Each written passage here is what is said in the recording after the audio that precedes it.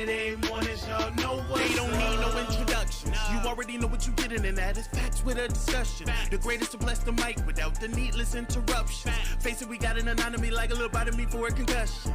You know what's up, man. I mean it when I seen it, I was proud of these brothers. They entertain the people every week without cussing. And you don't ever hear the drama, they keep it clean on the podcast.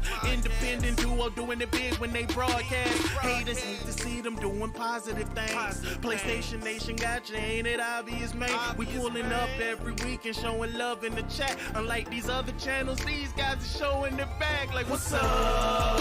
What it is, what it do, what's up? What it is, PlayStation, what's up? J Bari and Persona got it locked in the tug. Saturday mornings, y'all know what's up. What it is, what it do, what's up? What it is, PlayStation, what's up? J Bari and Persona got it locked in the tug. Saturday mornings, y'all know what's up. They don't need no introduction. Persona, the gaming politician, politicking for the come up. Division and vision require precision, decision that gotta be thought of. The potential is exponential. Gaming credentials is what they brought us. Get caught up. You know, Bari bring the passion when he's speaking from the heart. He the best lisp on YouTube, climbing up the charts. And when Persona speaks, he gon' tear the mic apart. Intellectually, of course, cause you know the boy's smart. They cover the news with integrity, so you know it's a must watch. Ain't no console war, just two brothers being a font. What's up, PlayStation got the Saturdays locked. And if you ain't tuning in, you missing out. Get blocked. What's up? What it is, what it do, what's up? What it is, PlayStation, what's up? J Bari and Persona got it locked in the tug. Saturday mornings, y'all know what's up.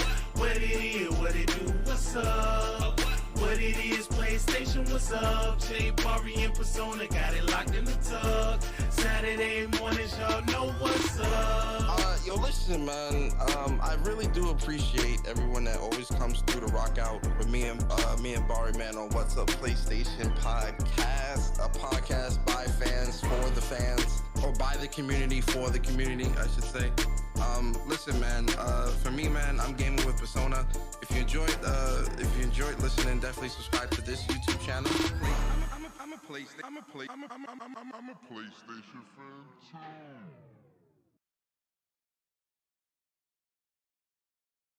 Yo, what's up, everyone? What's up, PlayStation Nation? You are now tuned in to the What's Up PlayStation podcast. What's up? What it is, what it do, what's up? What it is, PlayStation, what's up? J Bari and Persona got it locked in the tug. Saturday mornings, y'all know what's up. What it is, what it do, what's up? What it is, PlayStation, what's up? J Bari and Persona got it locked in the tug.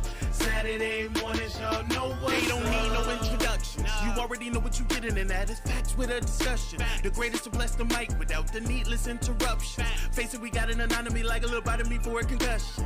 You know what's up, man. I mean it when I seen it, I was proud of these brothers. They entertain the people every week without cussing. And you don't ever hear the drama, they keep it clean on the podcast.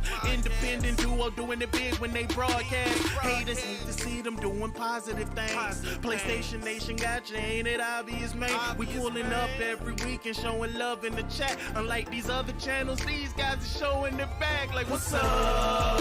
What it is, what it do, what's up? What it is, PlayStation, what's up? J Bari and Persona got it locked in the tug. Saturday mornings, y'all know what's up. What it is, what it do, what's up? What it is, PlayStation, what's up? J Bari and Persona got it locked in the tug. Saturday mornings, y'all know what's up. They don't need no introduction. Persona, the gaming politician, politicking for the come up. Division and vision require precision, decision that gotta be thought of. The potential is exponential. Gaming credentials is what they brought us. Get caught up. You know, Bari bring the passion when he's speaking from the heart. He the best lisp on YouTube, climbing up the charts. And when Persona speaks, he gon' tear the mic apart. Intellectually, of course, cause you know the boy's smart. They cover the news with integrity, so you know it's a must watch. Ain't no console war, just two brothers being a font. What's up, PlayStation got the Saturdays locked. And if you ain't tuning in, you missing out. Get blocked. What's up? What it is, what it do, what's up? What it is, PlayStation, what's up? J Bari and Persona got it locked in the tug. Saturday mornings, y'all know what's up. what's up? What it is, PlayStation, what's up? J Bari and Persona got it locked in the tug. Saturday mornings, y'all know what's up. Yo, listen, man. I really do appreciate everyone that always comes through to rock out with me and Bari, man, on What's Up PlayStation Podcast, a podcast by fans for the fans, or by the community for the community, I should say. Listen, man. For me, man, I'm gaming with Persona. If you enjoyed listening, definitely subscribe to this YouTube channel. I'm a PlayStation fan too.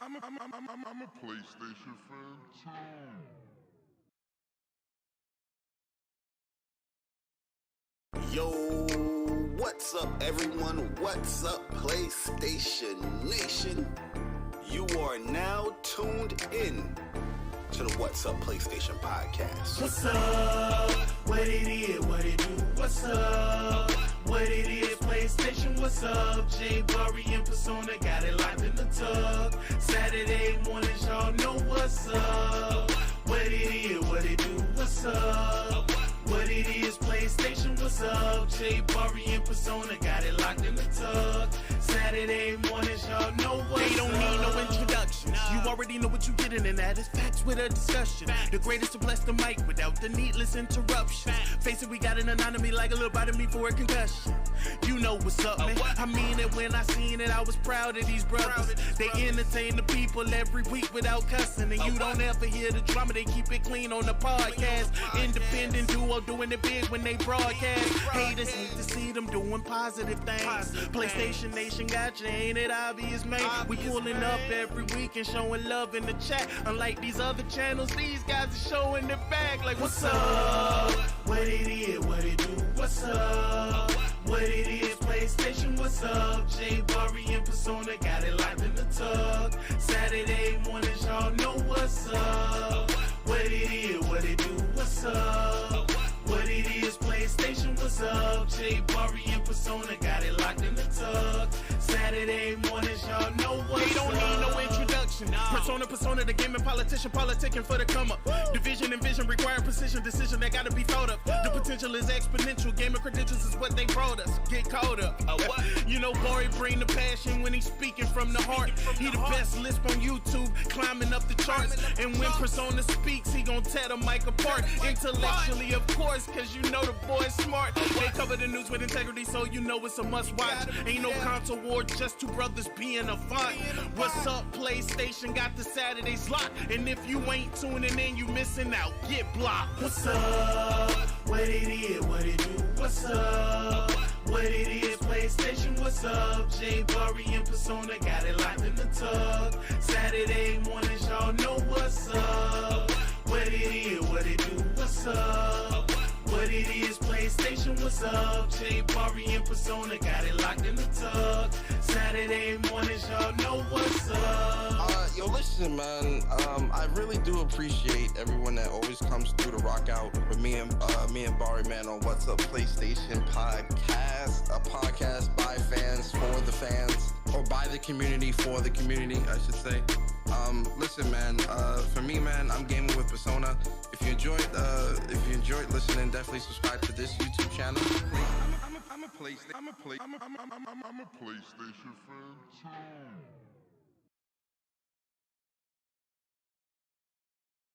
Yo, what's up, everyone? What's up, PlayStation Nation? You are now tuned in to the What's Up PlayStation Podcast. What's up? What it is, what it do? What's up?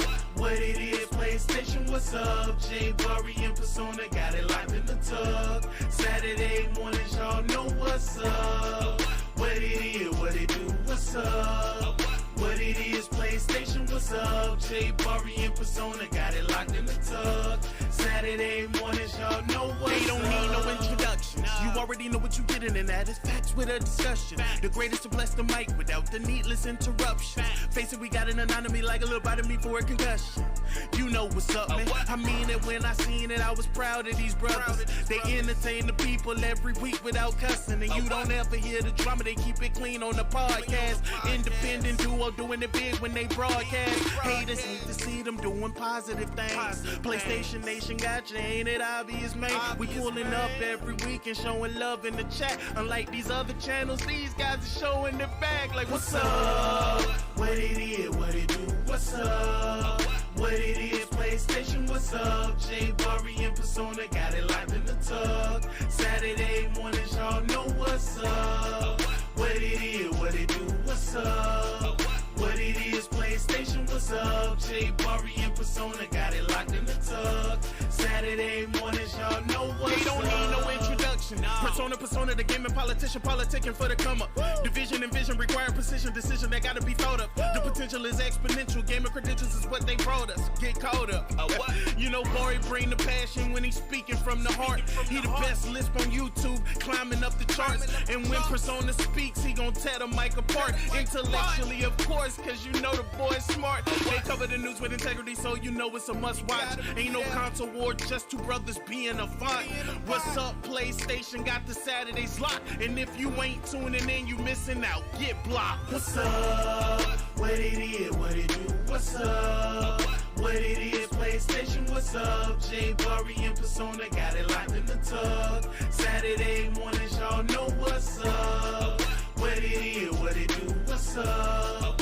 What it is, PlayStation, what's up? J Bari and Persona got it locked in the tug. Saturday mornings, y'all know what's up.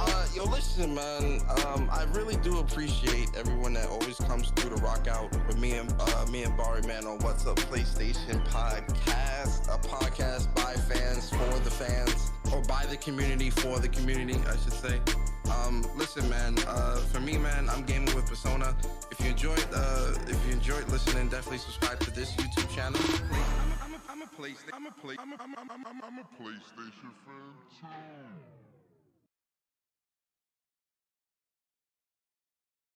Yo, what's up, everyone? What's up, PlayStation Nation? You are now tuned in to the What's Up PlayStation Podcast. What's up? What it is, what it do, what's up? What it is, PlayStation, what's up? J Bari and Persona got it locked in the tug. Saturday mornings, y'all know what's up. What it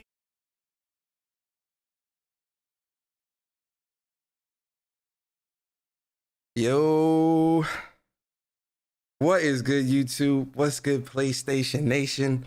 It's your boy Persona, gamer with Persona, one half of the What's Up PlayStation Podcast crew, and we back with episode 121 of What's Up PlayStation Podcast. And it's gonna be a great show, guys. It's gonna be a great show. But before we do anything, I gotta give y'all trophies, man. I gotta give y'all trophies because it's a good day. If the trophy sound want to play, I gotta give y'all trophies. I got y'all. I know y'all be like, Persona, where be the trophies at? Where be the trophies at? I got y'all, man. So listen, man, it's gonna be a great show today, guys. We got a lot of good things we're gonna be talking about. It's gonna probably get a little spicy too, guys. I'm gonna be honest with y'all, man. It's gonna get a little spicy. It's gonna get a little spicy. But you know, it's always gonna be an entertaining show, like me and Bari always do for you guys. Plus, this week is membership topics week. So that means that, you know, we're going to be going through some of the membership topics, and I ain't going to lie. It's a lot of great topics out there, man. So, you know, definitely can't wait to get through those much later in the show. But listen, guys, before we do anything, I got to introduce the other half of What's Up PlayStation Podcast. You understand? This is a two-man team, two brothers from New York that's out here doing our thing. You feel me? And yo, man, listen, this guy is the Octopath Traveler guru, the king of COD, the king of the Bronx, Mr. Jerk Chicken himself. No, not Jerk Chicken. What's that, beef stew? Mr. Beef Stew himself, Mr. Light Skin. Yes, I'm talking about the best list on YouTube. I'm talking about my boy Bari. Bari in the building. Bari, what's good, brother? How you feeling today, man? Yo, What's good, YouTube? What's up, PlayStation Nation? Welcome to another episode of What's Up, PlayStation Podcast. Episode 121 to be exact. Persona, are you excited? Yes, sir. Always. Are you excited? Always Because excited. I know I'm excited. I'm excited, and I brother. just can't hide it. I am excited. You know what I mean? I am excited, I'm brother. so excited, and I just can't hide it. You know what I mean? But yo, welcome everyone, man. I see all the beautiful people in the chat. What is good? Good morning. Welcome to another episode of What's Up PlayStation Podcast. We appreciate all the support that we have been receiving with this podcast. But for those people that are new to What's Up PlayStation Podcast, we are a PlayStation podcast where we talk about the latest, the greatest, the good, the bad, the ugly news of PlayStation throughout the week. And oh, let me tell you, there's ugly news. We might have a special guest later on to Persona. We might have a special phone call later on to Persona. We might. Huh? I feel it. I feel it in the air. Shout out to Beanie Siegel. I can feel it in the air. Yes, sir. Yeah. Yes, sir. Yeah. Shout out to Beanie Siegel. Yeah, man, it's going to be a fun episode. It's going to be a good one. We're going to be giving some flowers out as well because it's icy hot up in this mug out here with these DualSenses. But it's going to be a fun episode, man. But we appreciate everybody in the chat. We see you guys, and let's get it. Yo, Bari. Yes, sir. WUPS boys in the building. Listen, guys, the WUPS merch, it's fire, especially with our new logo. I hope you guys do love the new logo, guys. If you want to get your own WUPS merch, just like what I'm down. What Bari's got right down there, go to wupsmerch.com. The link is in the description. The merch is fire. The merch is fire, guys. And we got all of our lines of merch in there, so definitely get the merch if you want to. Bari wearing one of the shirts right now. Shout out to Bari. You feel me? And Bari, speaking of special guests, we might have two special guests stop by. Because I think we all have a special, for you and I, we got a special guest that can't speak, but we'll speak for him. Because, he is an inanimate object. And we'll speak for the special guest. But we'll save that for when we get to the show, Bari. Absolutely. But yo, man, listen, Bari, how you been this week, man? How you feeling? How's everything, man? Yo, I've been tired this week, man. Like, there's times when, shout out to, my bros be hitting me up. I'll be like, yo, bro, I just woke up, man. I'm tired. I've been tired out this mug out here, man. But it's been a fun week, man. Work-wise, it's the usual per usual. But, that's what we do. That's what pays the bills. But, saw the Mario movie. Highly recommend it for anybody that is hesitant or, waiting. I think you guys should definitely go and see it. Definitely go and experience it because this was a very, very fun movie. For those people that are nostalgic, love nostalgia, they have a lot of little Easter eggs and things in there for you. For anybody that's new to Mario or looking into get into it, I think it's a great movie to get into as well. I don't know if this is true though, Persona. I can't talk about it because I don't want to spoil anything. But like I'm a big Mario fan. I like Nintendo a lot. There's a lot of stuff lore wise, that's learning through when we grew up and all that stuff. Something might have changed a little bit there, but I want to make sure I'm talking to another Nintendo person that know the lore before I say anything. But overall, great week. Been gaming a lot as well. Resident Evil 4. I beat that game about 4 times. And I noticed that there's an update that came in that could make a lot of people's playthroughs a lot easier. But we're gonna talk about it. We're gonna talk about it. We're gonna talk. Yes, sir. You know what I mean? I don't want to see. I don't want to hear about nobody fake angry. You know what I mean? I don't want to hear no. Oh my god. I don't want to hear none of that bullshit. Okay. If Evil Bari is coming later this podcast, but overall, man, Final Fantasy Pixel Remaster, the release date got announced. We're gonna talk about that too. Yes, sir. We're gonna talk about that. Square was not shy on Wednesday. Yo, like 3 o'clock in the morning. Yo, that surprised me. We definitely gonna talk about that. That's gonna be fire. They said, listen, brother, we ain't been waiting for you to wake up. Where that bank at? They punched my bank in the stomach. Yo, so let me get for real. Off that up. Man, great week. You know what I mean? I've been enjoying it a lot, man. How's your week been going? Everything good? Everything all right? Everything fine and dandy? I think for, work-wise, man, just so busy, man. A lot of things going on at work, but not nothing, your boy can't handle. Just, it's a lot. It's a lot. Gaming wise, Octopath Traveler 2 Platinum Boys in the building. Octopath Traveler 2 boys in the building. You understand me? Your boy got the platinum, man. For those that follow me on Twitter, y'all went on this journey with me. You feel me? I've been posting up all my accomplishments, but also my defeats in this game. And guys, I gotta be honest with you. Listen. I gotta give somebody their flowers, guys. I have to give Bari his flowers. Listen, Bari's my brother. I'm his brother. That's my brother. You understand?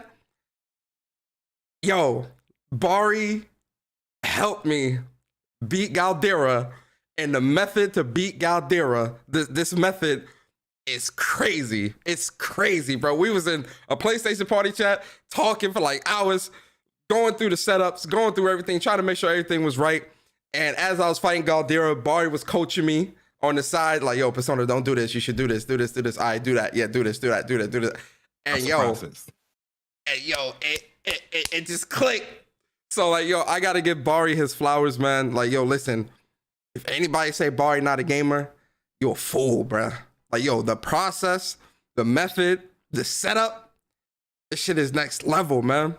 And like, yo, what would have taken me like another 2 weeks to figure out, Bari's, like, he got me there a lot quicker. Cause like, yo, I was literally like thinking of different methods, different processes, different things. And like, yo, it just wasn't clicking, not like this.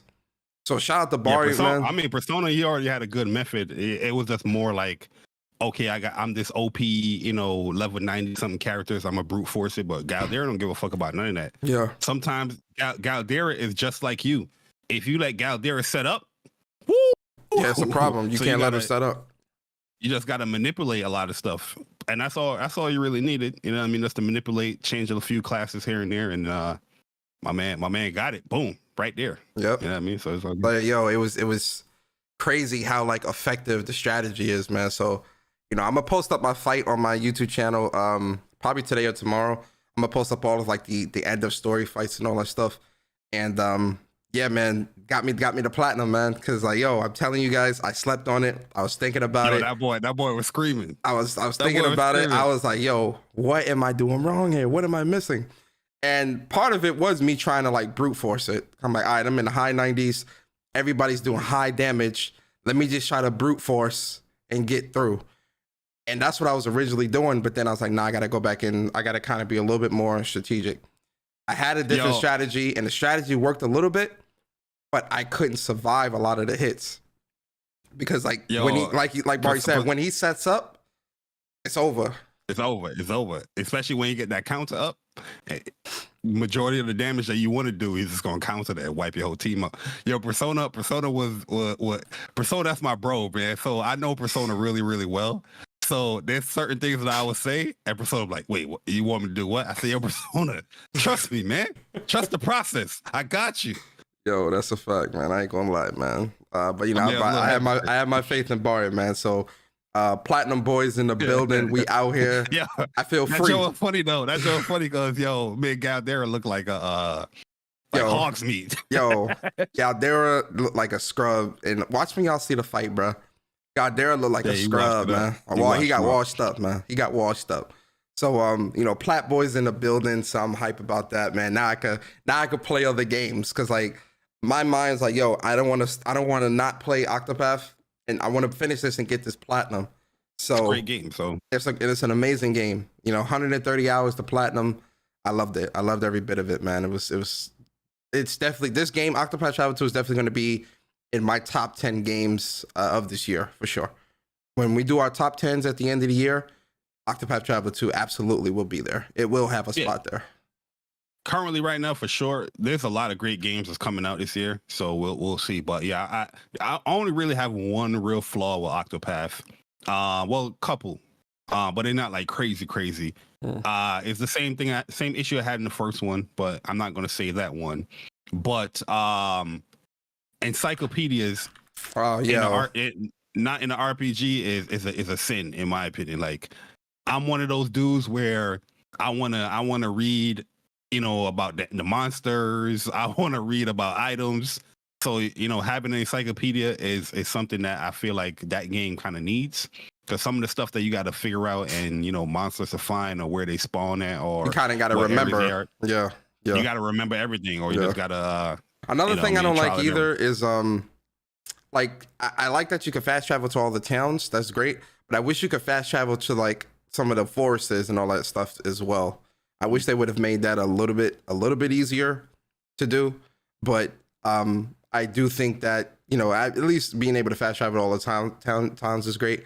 Also, I like that they had the cross path stories and stuff like that. I thought that stuff was great, but obviously I loved that they're doing it because they wanted to have them to have more interactions, which I great. So they dedicated that. But I kind of wish they would have incorporated that into some of the actual stories as well. Now the crazy, and I don't want to spoil it for anybody because that's my main flaw with Octopath. That's in general. Yeah, that same issue. Yeah, and I don't want to spoil it for anybody for those who might not, are still playing it or anything, because everything kind of comes full circle at the very end, which I get. So I'm like, oh, okay, I like that. But I still wish they would have been a little bit more interactions within the actual stories of every character as well between one another, or intertwine some of those cross paths into the actual story itself, so that it kind of would have made, even if it had made the stories a chapter or two longer, I'd have welcomed that. I love the artwork too, like the end when you finish the story and you see the little artwork piece and all that stuff. I love that stuff, man. You gotta take a screenshot of that and save that for sure. The music in this game, listen, go to Timberrain or Wellgrove, stand there in the day. And even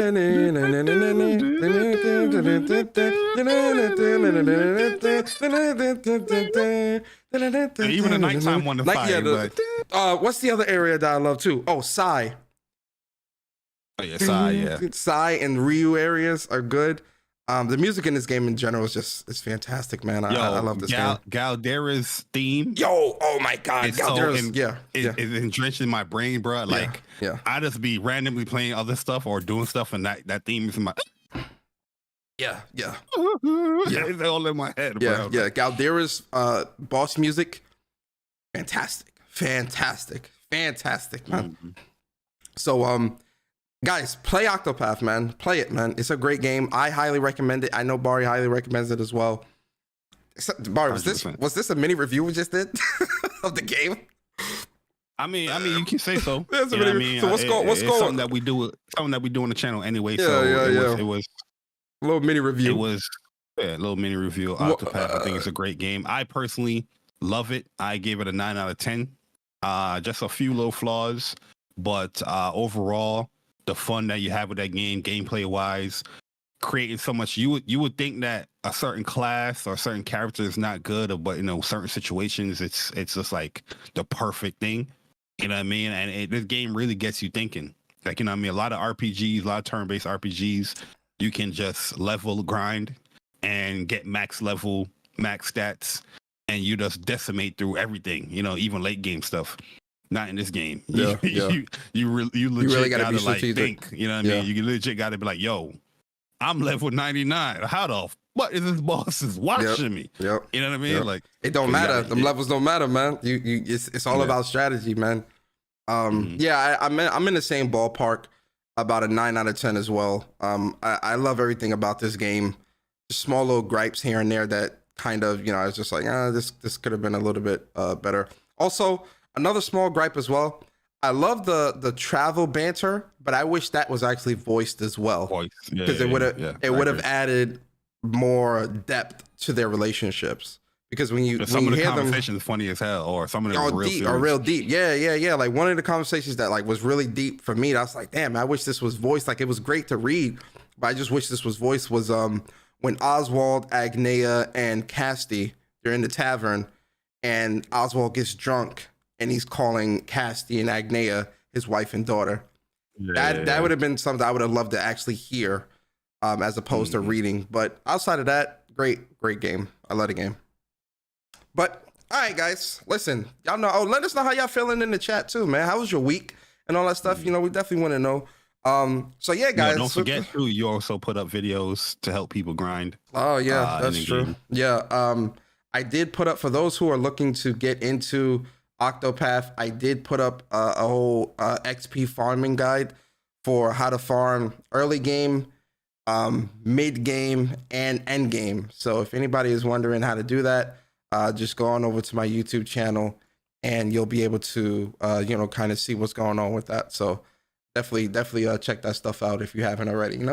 Me and Bari, we got y'all in the community, man. We gamers out here. So, gamers got to help gamers. That's what the community is all about. So, I hope you guys check that stuff out, and I hope it helps, right? And like I said, I'll post up my boss fights and everything like that throughout the weekend. So be on the lookout for that as well, right? But Bari, you know how we do things here on What's Up PlayStation Podcast. We need to start with the games that released for this week.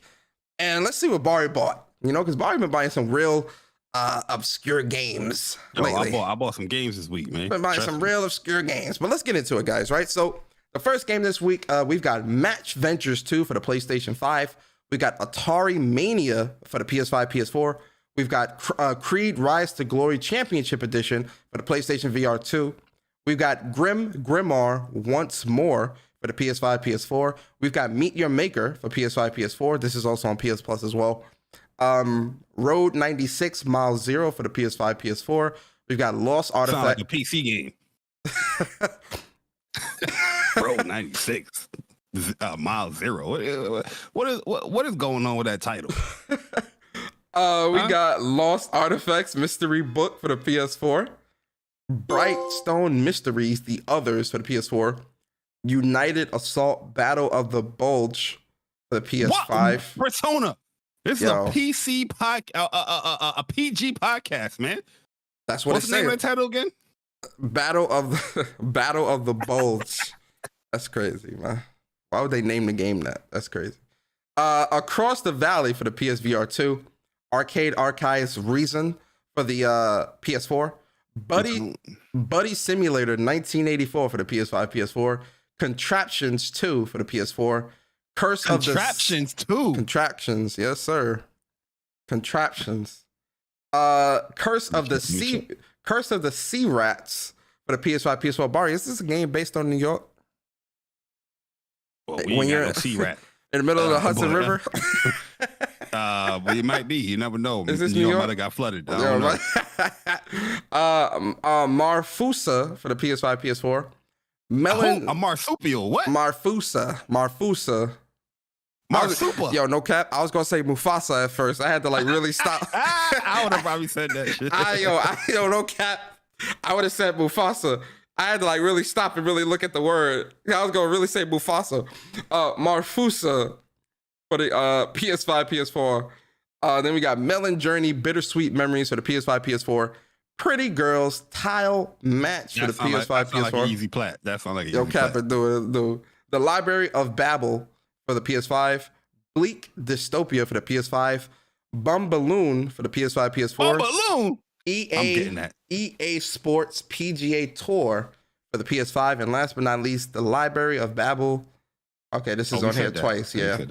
So I guess Library of Babel is coming to PS5 and PS4. So it was just a mistake.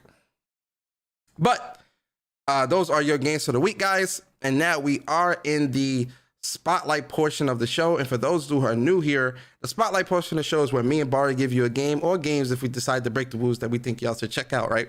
It could be brand new games, it can be old games, it could be games for your childhood, it could be games that haven't even released yet. The purpose of the spotlight is for me and Bari to spotlight games that we think you, the community, should check out. So Bari, starting with you, man, what is your spotlight game for the week? And are you gonna break the rules? I'm a rule breaker. Oh. You know what I mean? I'm a rebel. But one of the games that you read out here, it was already a spotlighted game for me like a couple of weeks ago, was, Grimoire Once More. This is a Vanillaware classic game that is pretty much like remastered or remade for PS5 and 4. And it recently came out this week. Still waiting for my collector's edition. NIS, I don't have no issue with NIS. Normally, they will get me to it, but I already had the digital version of the game. And this is this is a vanilla. I'm a big fan of Vanillaware because my first Vanillaware game was with not Odin Sphere. Yeah, Odin Sphere was Odin Sphere on PS2, and this game came out before Odin Sphere, so I missed this one. But now that I know that it's being remade and it's Vanillaware, I'm gonna be hopping on it, playing it, giving my thoughts and opinions on it. So yeah, I think it's like a strategy or it's an RPG adventure type game. But like once again, I always love Vanillaware. I love their stories. I love their character design. I love their gameplay. So this was a easy buy for me, double dipping wise. So yeah, that's Grim War once more. You know what I mean? Most likely, majority of y'all ain't gonna buy it or play it. It's probably mid to y'all. So, but I still want to highlight it here for you guys. Another game I'm going to highlight here, Persona, man, is that RE remake, man. I've been having a lot of fun with Resident Evil 4 remake. I'm on like my 5th playthrough. I beat that game like around 4 times already, and I'm trying to go for S+ on professional mode. So, when I was doing that playthrough, I saw there was an update coming through. I saw a couple of articles that we're gonna talk about. And we're gonna dive in. So I'm gonna leave it right there with that. But next game I want to highlight here, Persona, man. I know pretty much this is probably gonna be a spotlight for you. But I just want to say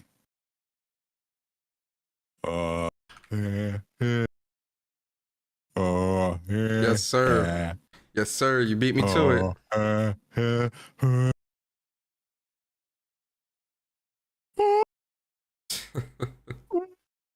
You're like cutting in and out. It's like cutting in and out. Oh yeah, cause I have the clip guard up, and I know my mic is like, yo, brother, stop screaming. Yeah, it's clipping. But God of War Ragnarok new game plus came through. That game is so amazing, man. And playing through that game, there's a lot of things that I'm noticing that I probably missed in my first playthrough or second time playing the game. And I'm seeing certain things like now I'm seeing the Ravens, because Odin was always there watching and everything. The Ravens was always there and watching. And when I'm playing through the game now, when Kratos and Atreus is having little talks, you be seeing like a little raven flying away. I'm like, oh, Odin, you slick as fuck. You know what I mean? And then, watching the spoiler cast that they did with the game, you see that dwarf that spit when they got into Swaberheim town, and it was like, oh, that's Odin. And I'm noticing that guy that spit. I was like, oh yeah, Odin right there. You know what I mean? So he's always been watching, always been like spying on everyone. That's why he's always like a little bit step ahead of everyone, knowing what Kratos and Atreus and everybody's going through. So yeah, man, that game is just a masterpiece in my opinion, man. I love the hell out of that game. And just playing it with New Game Plus now with my actual build. Give me God of War, your Persona. These monsters have no chance. They don't have a chance, bruh. Like, yo, and the thing is, they did such a great job as far as the New Game Plus, because it's not just New Game Plus. You can even level up more with your hilts, your armors and stuff. We're gonna talk about. You pretty much talk about the first thing. Go ahead, brother. I ain't gonna stop you. The whole thing. I'll stop right there.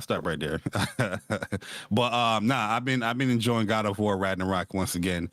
Also, like after I beat Resident Evil, after I beat like Octopath and all that stuff, went back to Legend Dragoon.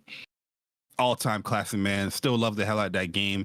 Only thing I wish they would add in that game is just a fast forward type thing, like ×1 or ×2. There's certain aspects of the game, but overall, it's that Legend Dragoon has always been a challenging game, in my opinion, but this update and this version of the game makes it so much easier. You have the rewind mode, if you fail to hit volcano or harpoon or something like that, you can just easy rewind and get those levels up much faster. So you can move on to the next special ability and all that stuff, or additions and whatnot. But been loving my time playing through that. I will have some uploads as far as some strategies and stuff like that with that game as well. I still remember a lot of stuff when it comes to Legend Dragoon. And last but not least, man, Final Fantasy Pixel Remaster, yo. You took all my games, bro. Oh, did I? Yo, you took all my games. Well, you should have let me go first then. I mean, you gotta go first. I'm the host this week, so I'm the host. Let me speak. You understand? I let you speak. Oh, let me speak then. Right, go ahead. I'll let you speak. Can I spotlight my game? Yeah, hey, I'll let you speak. Go ahead. I'll let you speak. Nah, man, yo, seen that that video, yo, like, and they did the music so well. You know what I mean? When it transitioned into different things and different updates about the video, it just got me thinking back of when I was playing those games, you know, back in the day and all that stuff. I'm like, man, I can't wait to fall back in this. Like, the first game I'm definitely going to go to is 4, because that's my second favorite Final Fantasy of all time. You know what I mean? And then I work my way from 1, you know, all the way up. But I gotta complete 4 before any of them. You know what I mean? But yeah, I can't wait to play that stuff. I see all the modes that they added in there, but we're gonna talk about that later. But yeah, those are the spotlight games for the week. And I definitely broke the rules. Well, I want to ask you this, Persona. Go. Even though I listed some of your spotlight games for the week, Okay. even though I know you're from New York and I know you're a rebel, okay? Yes, sir. I know you're a rebel. I know you are a rule breaker. Yes, sir. Persona. Yo. You putting on chapstick before you got spotlight? What's going on over there, brother? Nah, brother. Yo, we talked about this offline. Go ahead. What's going over there, brother? Nothing. Yo, chill, man. You made it hella obvious just now. I tried to be real sneaky with it. I told sneaky. you to get your LL Cool J on. Nah, we're not doing none of that bullshit, man. Yo, why are you gonna break the rules? Yeah. You made my shit hella hot, bro. You made it hella hot, bro. I was hella smooth. I was about to answer the question, that's all.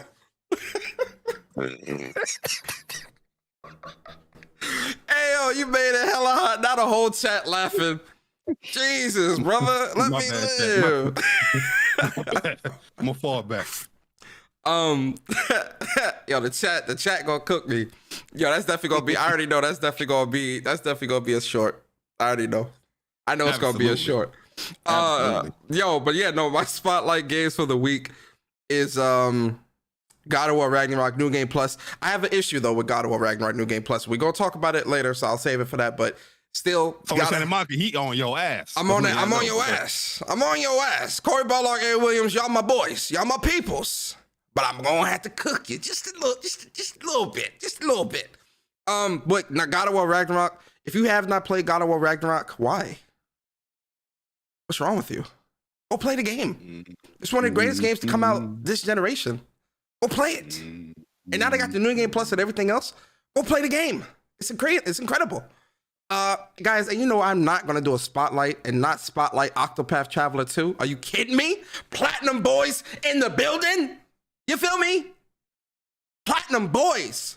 Absolutely. Octopath Traveler 2, one of the greatest games to come out this year so far. If you haven't played this game, once again, why? It's incredible. Music, incredible. Characters, incredible. Combat, incredible. Yes, it's turn-based, but it's incredible. It's such a great game. Such a great game. I highly, especially if you're into RPGs, especially if you're into turn-based RPGs, Octopath Traveler 2 is a game, it's a must-play. It's a must-play, man. I'm gonna be honest with you. And this is coming from Persona, you know? But what do I know? I just got the platinum. What do I know? My third spotlight is... That doesn't mean anything in this gaming community. Persona. You're right. Well, Octopath Traveler is mid. I put 100... It's not in the service. It's turn-based. Even though we complain that we want more turn-based games and we want more RPGs and we want more unique RPGs with battle systems and let you think and all that stuff, it's mid. It is not a 90 Metacritic. Okay. It didn't sell out the charts. Okay. It's mid. Tragic. Absolutely tragic. But yeah, so Octopath Traveler 2, must play. Definitely pick that up. Third game, Bari. This might be a shocker. Soul Calibur 6. Oh, let me say how they say it on the title screen. Soul Calibur 6. Soul Calibur 6, man. I got back in the lab with that game yesterday. I've been playing for a couple hours. Yo, shout out to Julian, man. Me and him played a couple matches as well. You know, definitely he's his Yoshimitsu is pretty cool. And you know, my Cervantes, you know, just it persevered. You feel me? Like, you know, my Cervantes is getting there, man. It's coming back to me. It's coming back to Julian, me. you my brother, Julian. Get the hell off of that character. From what I've seen, get the hell off that character. Bari, I'm trying to be nice. This is WUPS. Get the hell off that character. Yo, y'all lucky y'all not playing against me. I'd have told y'all straight up, move off that fucking character and pick somebody different. Bari. I don't know what the hell are you guys are doing over here. Get the hell off that character. Get in the tutorial mode. Go and look at all the moves and all the stuff that you can do. Look at the sample combos and do it and practice that shit 20 times, 50 times until you get it right. The hell is going on, man? All right, it's not speak from the heart. Chill, bro.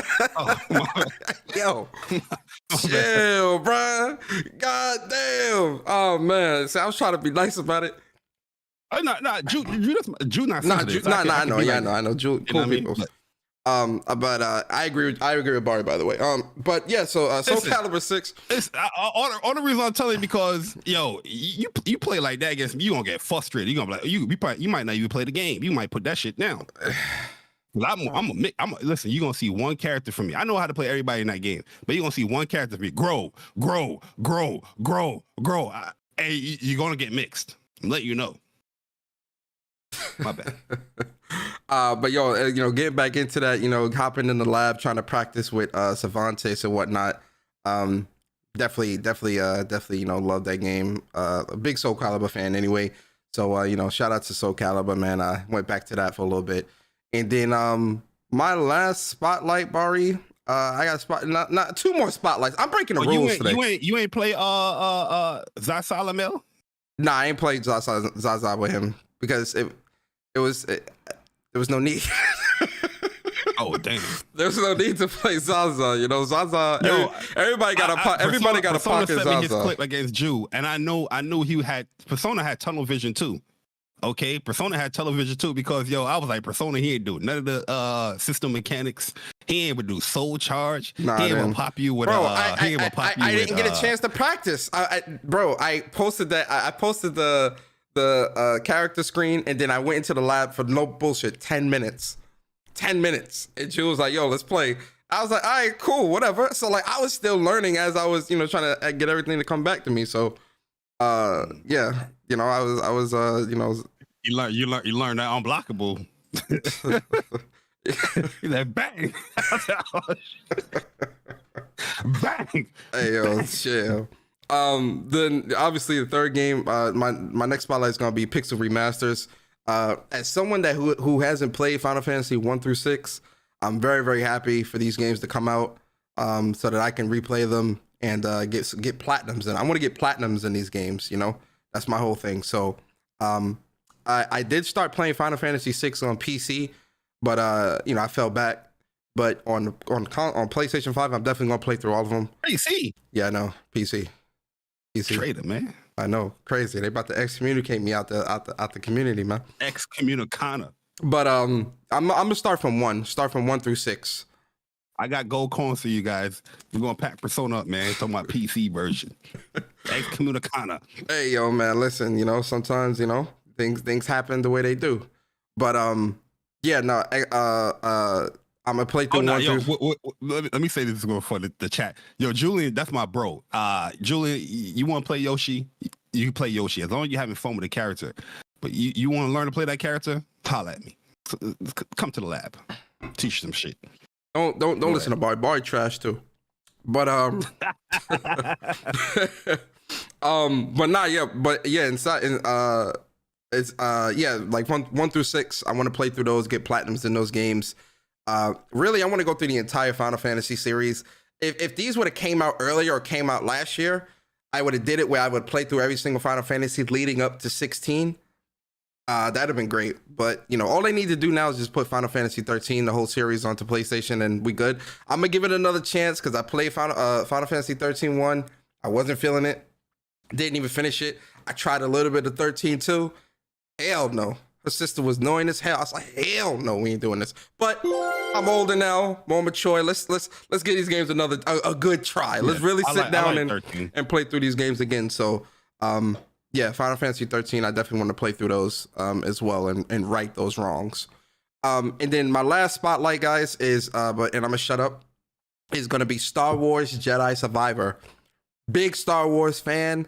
I cannot wait for this game. It's coming out April 28th. And they put out some hands-on previews this week, which we'll talk about later in the show.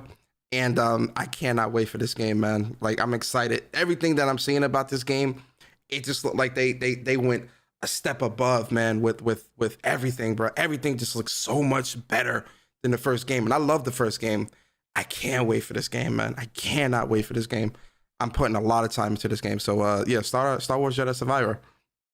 But let us know in the comments, man. Let us know in the chat, man, how y'all feeling. What's y'all spotlight games for the weeks, man? We would love to know. Let us know, right? But all right, man. They said their spotlight game for the week is Warzone 2. Hell no, bro. Warzone 2 garbage. What you mean? Oh, I say that out loud. I should have mute myself. But yo, let's get these super chats. Yo, DC Gaming, appreciate you for the big boy $50 super chat. He says, run a giveaway so I can give away a shirt. Okay, that's what's up. We're probably. Wait, you just spent what happened? You spent $50 to tell us that, DC. You can just put that in the chat, man. Hey, man, fire. Yeah, And then shout out to Julian. Appreciate you for the super chat. He says, good morning, brethren. Persona needs to repent for what he did to me in Soul Calibur. Hey, man, that was with just 10 minutes of training. Imagine, a day. But yo, shout out to, like I said, shout out to Julian, man. It was some really good matches. And then shout out to Julian again, man. Appreciate you being a member of WUPS Nation. 8 months. He says, I got hands for you today, Bari. Bari, are you? I'm not sure if Plus on Block is. First of all, shout out to Plus on Block boys, Dre and Chuck, man. Make sure you guys check out Plus on Block podcast every Friday, 8:30 Eastern. The link to their show is in the description. I'm not sure. Are Plus on Block boys still doing the Soul Calibur open lobby? You say. Yeah, Chuck, let us know. Chuck, let us know if you're still doing that Soul Calibur lobby. Yo, Soul Calibur 6 is my first Soul Calibur, Julian. So please take it easy on me. You know what I mean? Nah, you're not ready for me. Oh, sorry. shit. Just being honest. Oh shit. Damn. Just being honest. Don't say it ain't so. But yo, man, I'm just being honest with you. Yeah, I know a lot of you guys like to just, yo, I'm ready. Listen, you're not ready. You're not ready. That's what he said. He said that with confidence. Julian, that sounds like a grudge match is brewing. Uh-oh. First the 10 grudge match. Uh-oh. Yo, shout out to Chuck, man, I made that easy 10-0 real quick. Oh, my bad. After that, Hey yo, Julian, my man said 10-0. You ain't even gonna win a match. Jesus. Yo, shout out to Chuck with the super chat, man. Appreciate you, bro. He said, shout out to the bros. Cervantes boys, stand up. Yes, sir. Chuck, let him know. And he says, Grow is trash. We will be streaming. Okay, cool. So they are gonna still have the lobby and be streaming it. So that's supposed to happen 2:00 Pacific, which is 5:00 Eastern. That's supposed to be happening. Yo, put all the details in the chat, Chuck, and we'll shout that out as well. Big shout out to Chuck and everybody in the chat, man. Yeah, man, appreciate y'all. I don't even know. Yo, Julian said 10-0 run it. Yo, Julian, really, truly, I'll feel bad using Grow on you. Just to be honest with you. I probably use somebody like Sophia. Yeah, I use Sophia, or I probably just use like my man Raphael. Oh man, you know what I mean? Somebody that I don't really play like that. Julian, don't let Bari talk to you like this, brother. Man, disrespected you. Don't let him talk to you like this, man. You might need to set up that first to 10. First, no, you don't want to do that. Set up the first to 10. I'll host it. The thing is, listen, y'all seedlings in that game, okay? y'all Soul Calibur 2 Bari, pros. You on that type seedlings of time. in the game. Yo, he on that type of time today. I love it. Hey, I'm on that type of time. I'll pull up in there. you gonna see a stark difference. Go And for it. you gonna see no seed. Okay, this is my first vocab though. It's like, you know. But yo, man, Bari, let's get into some news, Bari. We got a lot of news to talk about today, man. And like I said, we got membership topics as well. So first thing we're gonna talk about, because we did talk about it in our spotlight, guys. So real quick, we're gonna go through what is in this new game plus for God of War Ragnarok. There's a lot of great things here, guys. And I'm gonna point out what all is here, but then I'm gonna point out what ain't here. And y'all gonna hear me speak, because I'm gonna speak. Let me speak. Right? All right, so let me run through it real quick, Bari, and then I'll get your thoughts, and then we'll talk about it, all right?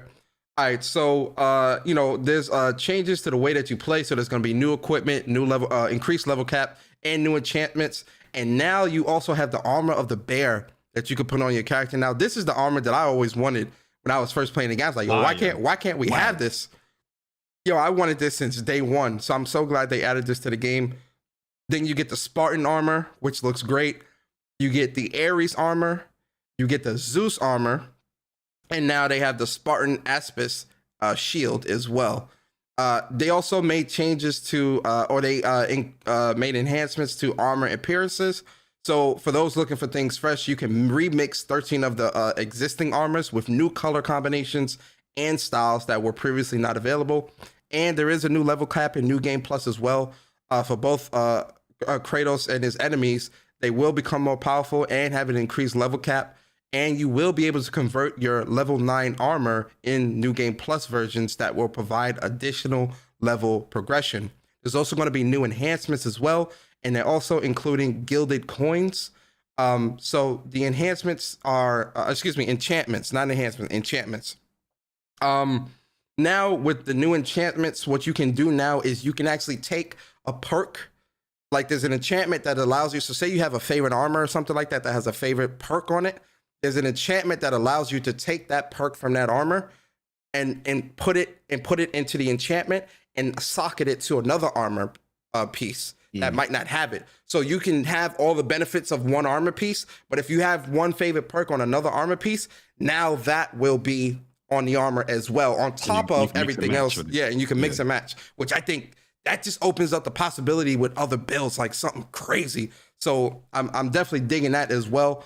The other thing is now Berserker Soul Drops, the stat boost armors.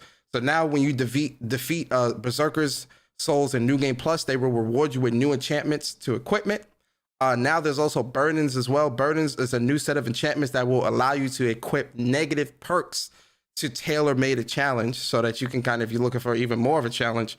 And then there's new progression paths, so there's new skill mods, upgrades to your existing skill mod tokens using EXP to further enhance the effects of your favorite mods. There's new platinum tier labors. So remember, like, kill X amount of enemies and you get like experience and stuff like that. They increased the number now in case you've reached max. So now you can do even more of that now.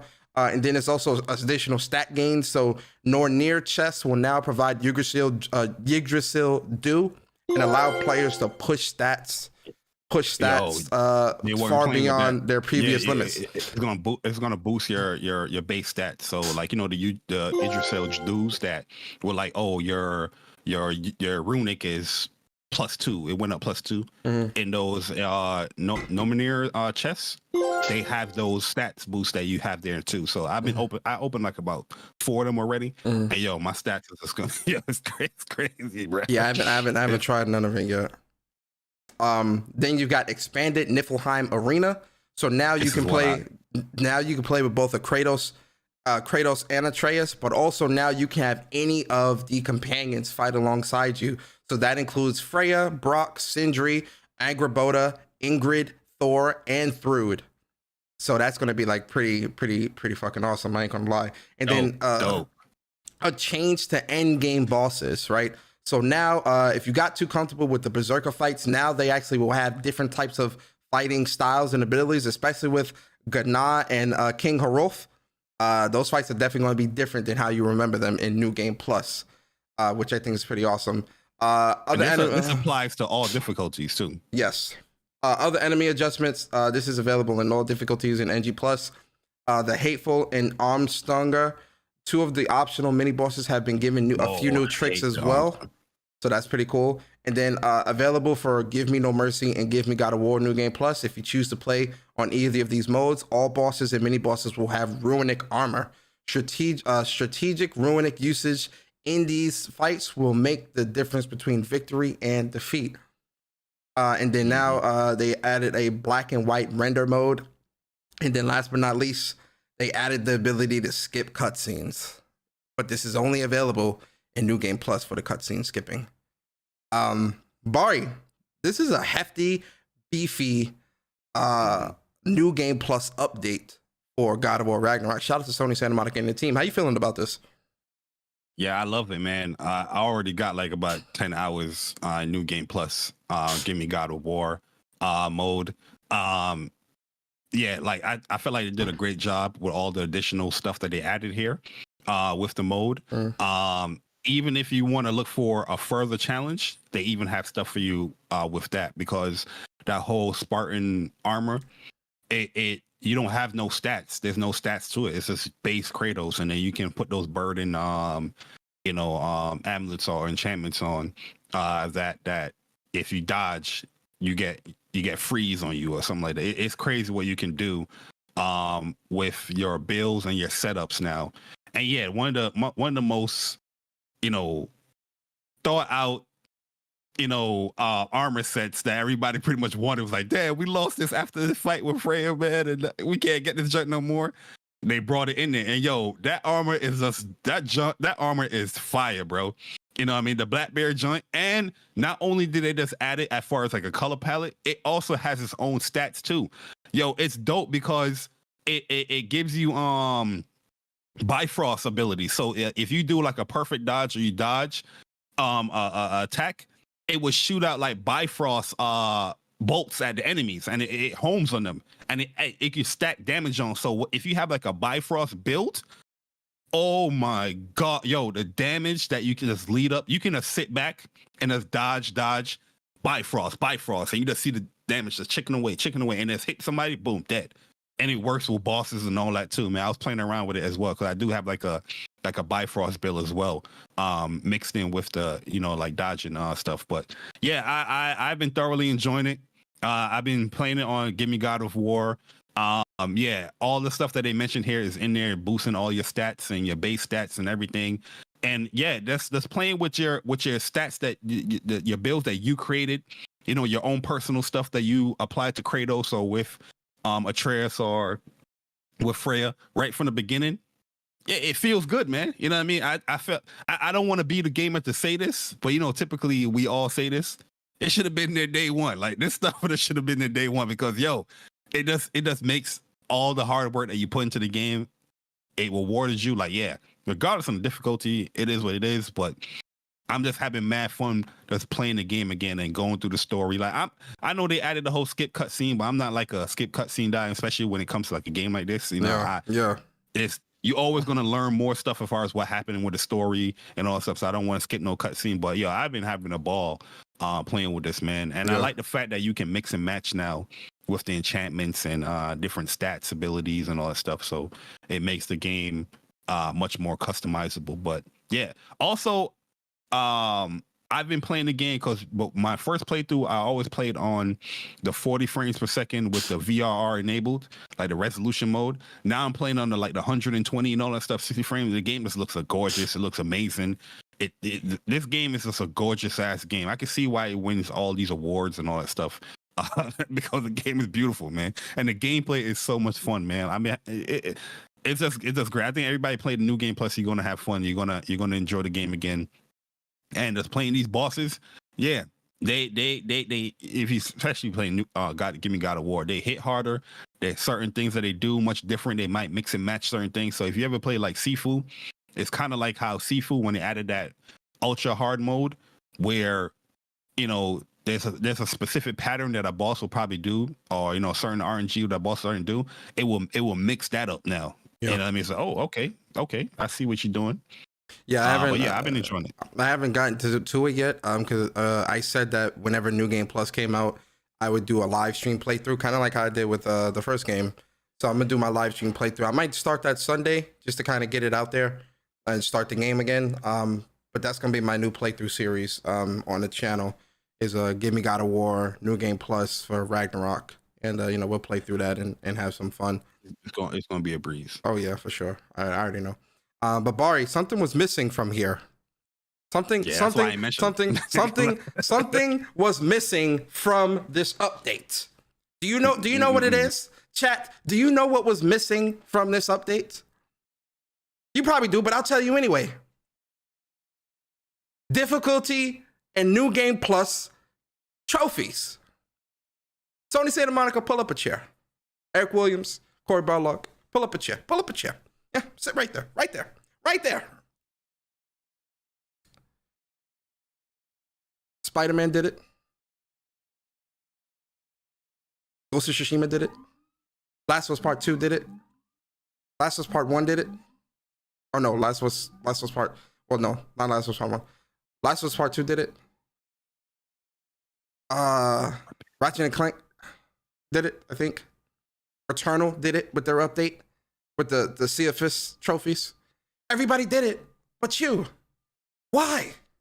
Why couldn't you give us a Give Me God of War trophy to get? A New Game Plus completion. Horizon did it. Come on, Sony Santa Monica, come on. I get that PlayStation, they want to make these platinums easier and they don't want to add difficulty trophies to games because for some reason, people who claim they don't care about trophies won't finish a game because it's a difficulty related trophy to get the platinum. And so, which is crazy to not buy a game because you can't get a platinum easier. That's crazy within itself, but that's a whole another conversation. The fact that it's not there, I have an issue with because I feel like you're really neglecting the trophy hunter community, right? I love to get trophies. Now, am I as hardcore as I was back in the day? No, I'm not. But I still love to get trophies. It's something like God of War Ragnarok, a game that I loved. I would have loved to get a Give Me God of War New Game Plus trophies. I would have loved to get that. I'm not saying you need to add it into the platinum track, but I think you should, to satisfy that part of the community, you should have added it in as an additional trophy. Oh, complete the game on Give Me God of War gold trophy. Simple. It's an additional. You can get it. You don't have to get it. It's not tied to the platinum. It's all separate. I feel like for developers, why it gotta be gold though? Because that's a huge feat. Completing it on Give Me God of War, that's a huge feat, man. So my whole thing is, it should have been there, and I think that was a huge missed opportunity. This update is great. I love this update. I think this is a fantastic update, and I'm jumping back in. But I would have loved to have the Give Me God of War and complete the game on New Game Plus trophies. Just two trophies. Two trophies. That's it. That's all I got. You want 2 trophies? That's all you want? Yeah. Yes, I do. Yeah. Let me Corey, the man just want 2 trophies. Sony Santa Monica, the man just want 2 trophies. Two trophies. You know what I mean? 2 trophies. Two. Well, that's 4. You know what I mean? Go into the code, click, and just, just add the things in there. 2 trophies. You know what I mean? 2 trophies. That's all it is. Two trophies. Don't hit us with, hey guys, God of War Ragnarok is coming to PC. Then they gonna add the 2 trophies. Don't do that. If they do that, bro. Yo, that would be crazy. Go get a man 2 trophies, man. That's all you ask for. 2 trophies. 2 trophies, man. That's all I want is 2 trophies. What's the trophies getting? Complete the game on Give Me God of War, and complete the game in New Game Plus. Okay. All right. And they could have no cap. They could have added more. They could have added more trophy. Got a little creative and say, complete. Beat Gna. Max the stats out to 10. Yeah, or the stat adding that you can do because max stats was what 9, right? Yeah, it was 9, and then they have like 4 different 9 options. So it's like 9 like a star or it's like a dot. Then it's 9 and 2 stars, and 9 and 3 stars, and 9 and 4 stars. Then it's 10, bro. And the time that let me shut up. Yo, play that. Yo, I'm telling you, Give Me God of War is gonna be a breeze on this New Game Plus. And And they could have, you know, the difficulty is going to be Gana and the Berserkers and all that stuff, but like regular bosses, regular enemies and stuff like that. Yeah. Or probably like the Atreus scenes. You might have some difficulty there with that. Oh yeah, especially fighting them wolves, man. Mm-hmm. Yeah, but outside of that, man, shout out to Sony Santa Monica, man. Shout out to the team, and shout out to this update, man. I think it's a great update. Real talk. Just missing those trophies, man. Could have definitely added those additional trophies for sure. But yo, shout out to DC as well, man. Appreciate you with the 5 gifted WUPS Nation memberships, man. We appreciate you, bro. I didn't see who got the memberships, but welcome to the new members, man. We appreciate y'all so much. Big shout out to y'all, man. But all right, Bari, yo, let's move on, man. So Bari, let me ask you a question, right? Are you listening, Bari? Are you listening? Are you listening with your ears? Are you listening with your ears? Okay, you are. Okay. Hello? Imagine you're playing God of War, and you get to Muspelheim. And you know Muspelheim. Mustardheim. What? Muspelheim. Mustard. What about ketchup? Yeah, spicy mustard. Spicy mustard. Muspelheim, where it's hot, it's lava, it's hot all around. When you're playing the game, imagine you're playing that game, and you hold the controller, you spawn into Muspelheim, and as you're walking around, the controller, it gets hot. And you're like, why is the controller getting hot? Well, apparently, this is something that PlayStation is working on. So there has been a patent that got revealed where Sony is aiming to take its haptic feedback feature on the DualSense controller a step further. And according to the patent, a new controller will replace the plastic used in PlayStation controllers with a new deformable elastic sensor gel-like material, a controller comprising of a sensor using an elastic deformable elastic member. The sensor being configured to detect the user's contact with or deforming action of the elastic member and output an electrical signal based on the detected contact or deforming action. So essentially, the controller will determine like whatever game you're playing. If you're in a cold area, the controller will see that, and your controller will actually get colder. If you're in a hot area, the controller will actually get hotter, warmer. Bari, I gotta ask you, man, how you feel? Like, is this taking game immersion too far, or is this? Answer that question. Go ahead. Before I even let you finish asking me that question, because I know I cut you off. Don't kick my shins, okay? I got you. Shout out to my man Hip Hop Gamer. Yep. You know what I mean? Yep. Hip Hop Gamer came out with this news before the PlayStation 5 came out. And a lot of y'all, not me. I know me, not me. I didn't doubt it. I never doubt Hip Hop Gamer when he says this stuff, because I know he's in the know with a lot of things. And you guys were making videos, podcasts, laughing at this man like, what are you talking about? Hot, icy hot controller? What are you talking about? Hip Hop Gamer, give that man his flowers in the chat right now. Stop playing with the man's name and give that man some flowers in the chat right now. The man was right. He was correct. He called it. He did. He called it. He definitely called it. So shout out to Hip Hop Gaming, man. Yeah, big shout out to that was like 3 years ago. Yeah. To be honest with you. Yep. But as far as answering the question, as far as like this is next level type of immersion, even when he spoke about it 3 years ago, it sounded crazy, but I never really doubted, because like I said, I know hip hop. He's well known. He's in the know with a lot of stuff. He speaks to a lot of industry people and developers and people that's part of the publishers and stuff like that. He speaks a lot of that stuff. I know a lot of those conversations probably happen in the background. But yeah, that's a next level type of immersion. You know what I mean? Personally, I don't know how I feel about it. I have to experience something like that, because when you was talking about it, it's like, yo, it's going to have a different case with gel and I'm like, I don't know how I feel. I don't know how I feel about all that. You know what I mean? Do I need that next level of immersion? I have to experience it before I can really give any thoughts and opinions on it. From what it's saying on paper, it does sound a little bit, weird. You know what I mean? But we'll see. You never know. It might be something great. It might be something hot. It might be something cold. But we'll definitely see, man. But yo, what next they gonna add? You can start smelling shit from the controller. You know what I mean? I mean, you can already blow in the controller and make things move with what game is that? Astro Playroom, where you could blow in the goddamn controller. So I mean, listen, man. I think with something like this, the jury's still out for me as well. You know, I love game immersion. You know, I think like PSVR and all that stuff is like the type of immersion I like. The haptic feedback, adaptive triggers, I love that stuff. My controller getting hot and cold in different areas, I don't think that, you know, I don't think that's something that I personally care about. Like the hot one, kind of. I don't know about the cold one. I can get jammed with the cold one. The hot one, I don't want to.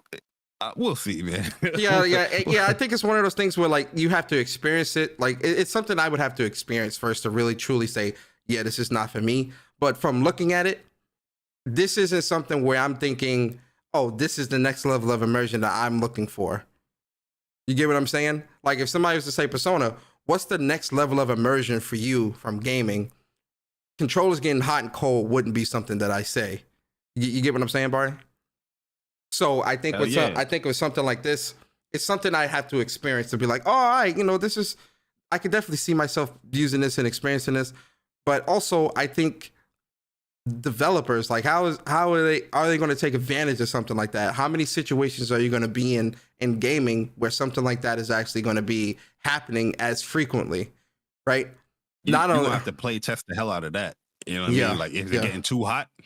You don't want to burn people's hands. Yo, exactly. Or is it getting too hot to the point where it's melting the battery or other, you know, the plastic or whatever it's going to be in? There's a lot of things with this where I'm like, all right, this is definitely not something that's coming out anytime soon. Because this they got to really make sure that this is on point. Also, shout out to the chat, the battery life. If you got a feature like that on top of haptics, on top of adaptive triggers, on top of, you know, this and that and all the other things that's happening within the controller, what's that battery life gonna look like, man? You know, an hour, 40 minutes. You feel me? Like, what are we looking? You know, so I'm about to put that on the back of my neck. You know what I mean? Like a heat pad or something. You know? Or I can see. It would have to be like a different SKU and a bigger battery to have all. You got the DualSense features on top of that, and plus hot and cold, icy hot place DualSense. Yeah, you're gonna have to have a bigger, maybe a bigger controller, a bigger battery for sure. But here's my thing too, Bari. I'm just thinking about this. Say like you playing a game like Call of Duty or a shooter, and the longer you hold the trigger of the gun, the hotter the controller gets, because you know when you shoot a gun for a long period of time, the barrel gets hot. Yeah, but how about this too? Let's say you're shimmying through a wall that is hot or cold, like an ice wall. You know what I mean? So, you know, you playing a new game and you like shimmying through that motherfucker. Like, what do you think is going to happen there, Persona? I don't even know, bruh. I don't even know how to answer that, bruh. Or, all right, so I get it. So, like, say you're in like a volcano and you're shimmying through a wall and your hands accidentally touch the wall. And you feel the heat. All right, I mean, you know, I don't think anybody would do that, but okay. Now developers have a reason for you to shimmy the goddamn wall. Oh my god! Because now you're gonna feel it.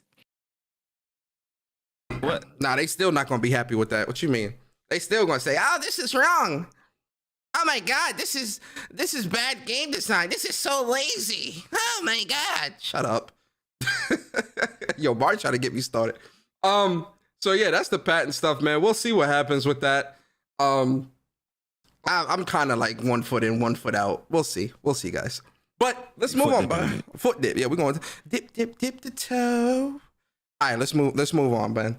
Bari, man, let's talk about Jedis, man. Let's talk about Jedis. Let's talk about Star Wars, because they released the hands-on this week where a ton of different people got to play the game and give their thoughts on it.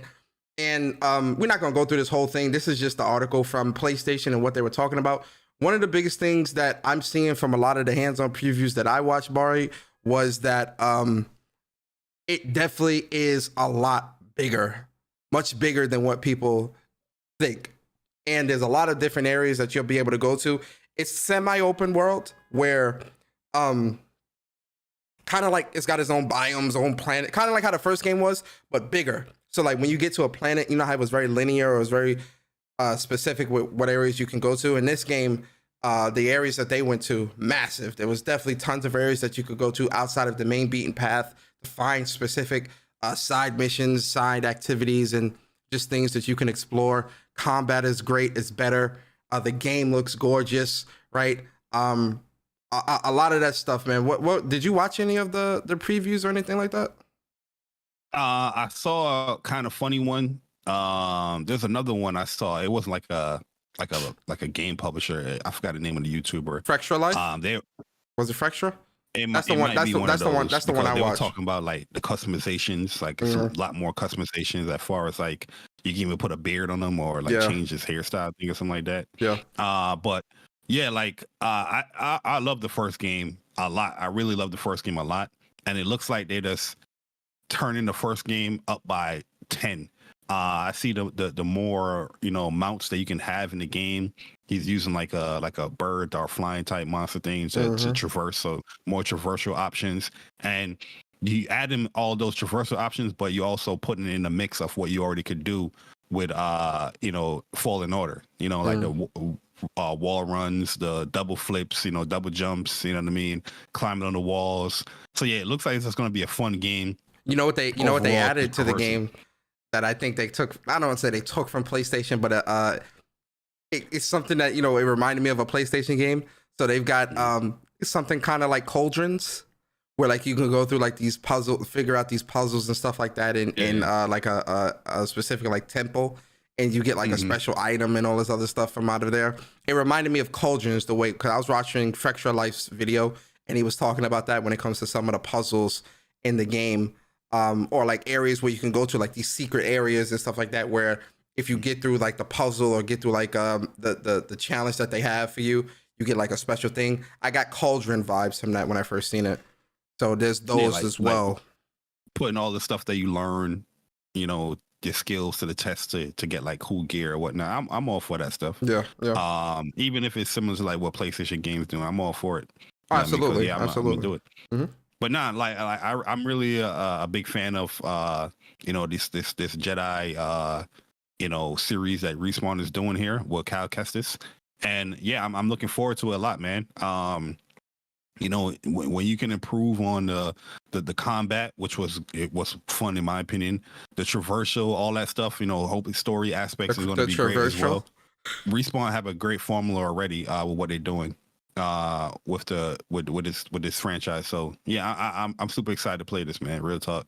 Yeah. This is definitely top of my list.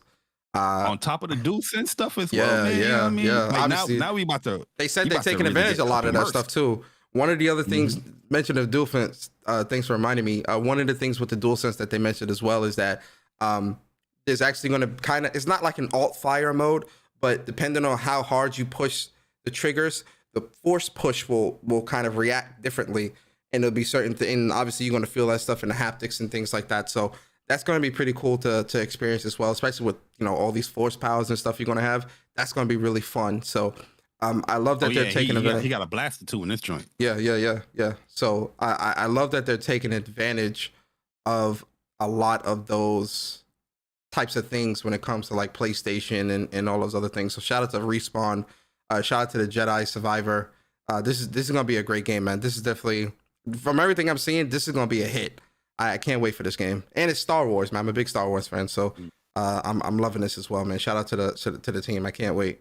So yeah, Star Wars. Only a few more days. I think like 20 more days. Is it 28th, right? Come out. Yeah, literally 20 more days. Yeah, it comes out on the 28th. So yeah, definitely 20 more days. Which I feel like this month is gonna fly by. We're already in the second week, so I think this month is gonna fly. But Bari, man, real quick, man, because Guerrilla has been teasing, and I think we're like a week and a half away from, the Burning Shores DLC. So Guerrilla has definitely been doing a great job of like posting up different things, like in terms of actual gameplay for the Burning Shores, so that you can really get a glimpse of what you're going to be experiencing. And so one of the things that they showed us this week was the Quen. And if you don't know who the Quen are, the Quen is actually when you got to oh my god, I forgot the area, but it's when you meet the girl that's also got a focus as well. And when that's her tribe, it's her tribe. Area. Yeah, it's late game area. That's her tribe, the Quen. And the Quen, their main tribe is in Fleet's End, which is an area you'll be able to travel in Burning Shores. So they showed off the Quen's tribe in Fleet's End, and kind of showed like what life is like there. And Bari, brother, beautiful, brother.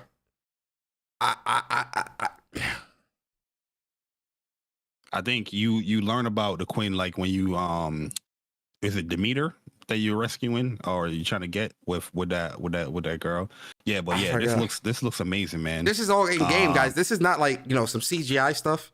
This is like the game. This is what you're gonna see in the game, bro. This Decima engine is crazy, bro. Oh, I ain't see the video. Hold up. Oh, you ain't see the video? Yeah, there's a video playing. Look at the video, bro. It looks incredible, man. This looks that's incredible. One thing that needs to be praised about Guerrilla, is like how they make the atmosphere and the cities come alive where all the NPCs is doing stuff within the world, doing other things. Like it really makes it feel like this city or this settlement is alive. Yeah, run that back again. It's running back. It's being run back. Yeah, it's, you know, that's one of the things that I love about Guerrilla as well, especially when it comes to this Horizon series. Like they've definitely stepped up like tremendously. I think they did really great with the Killzone series, but seeing what they're doing here with Horizon, the Horizon series, this is definitely them, you know, flexing their chops and really like, you know, showing like, we've evolved as a studio. They've evolved, man. Like this is just incredible. And I'm gonna be honest, man. I know some people might hear this and not like it for whatever reason, but I think when it comes to game design, attention to detail, and all the stuff, and open world game design, I think Guerrilla is in like that top 3 category when it comes to that, because just look at what they've done with this series, and it's an open world game. It's incredible. So, you know, shout out to Guerrilla and the team. I cannot wait for this Burning Shores DLC. I'm on this shit day one. Y'all not understanding me, man. I'm on this heavy when this comes out, man. So shout out to them. Bari, how you feeling? You seen the video? How you feeling about it, man? Yeah, this is impressive, man. This is like what they did with that first settlement that you got into Horizon Forbidden West, where they was dropping the video showing you like the life in the city or whatnot. Mm-hmm. But yeah, this looks amazing, man. Yeah, I can't wait to play Burning Shores, man. I already know the vibes. I know it's going to be amazing game. Just getting more story out of Horizon is always a great thing. You know, when you play Call of the Mountain, you get more story aspects from that and a different type of, NPCs or different type of, characters within that world. So yeah, can't wait to get back into what Aloy's doing and what she's gearing up for. That part 3 where everybody come from space coming through. You know what I mean? So yes, yeah, man, sir. I can't wait for it. April 19th, that week is going to be a very busy week, man. Very, very busy week, yo. Cause what's the name come out that same day? Pixel Remaster. Damn, right. That was the next bit of news, man. You beat me to it, man. You beat me to it. But I ain't mad at it, man. But yeah, no, I agree, man. It's gonna be very busy. Speaking of Pixel Remasters, let's talk about it, Bari. So PlayStation, Square. Why I say PlayStation? You said it right. You said it right. Square Enix, man. They come on. They surprised me, man. They dropped this news like straight up, like just like on some regular shit. Like, all right, here you go. I wasn't expecting this to come out this early, Bari, because we was actually already talking about because they had took the bread for the anniversary edition of the Pixel Remaster, and we was like, yo, when we was talking about when we thought it was going to come out, and I was like, yo, man, it might come out this month. He's like, nah, this is 2 months. They always take it 2 months in advance and all this other stuff. Nah, man, this shit coming out in a week.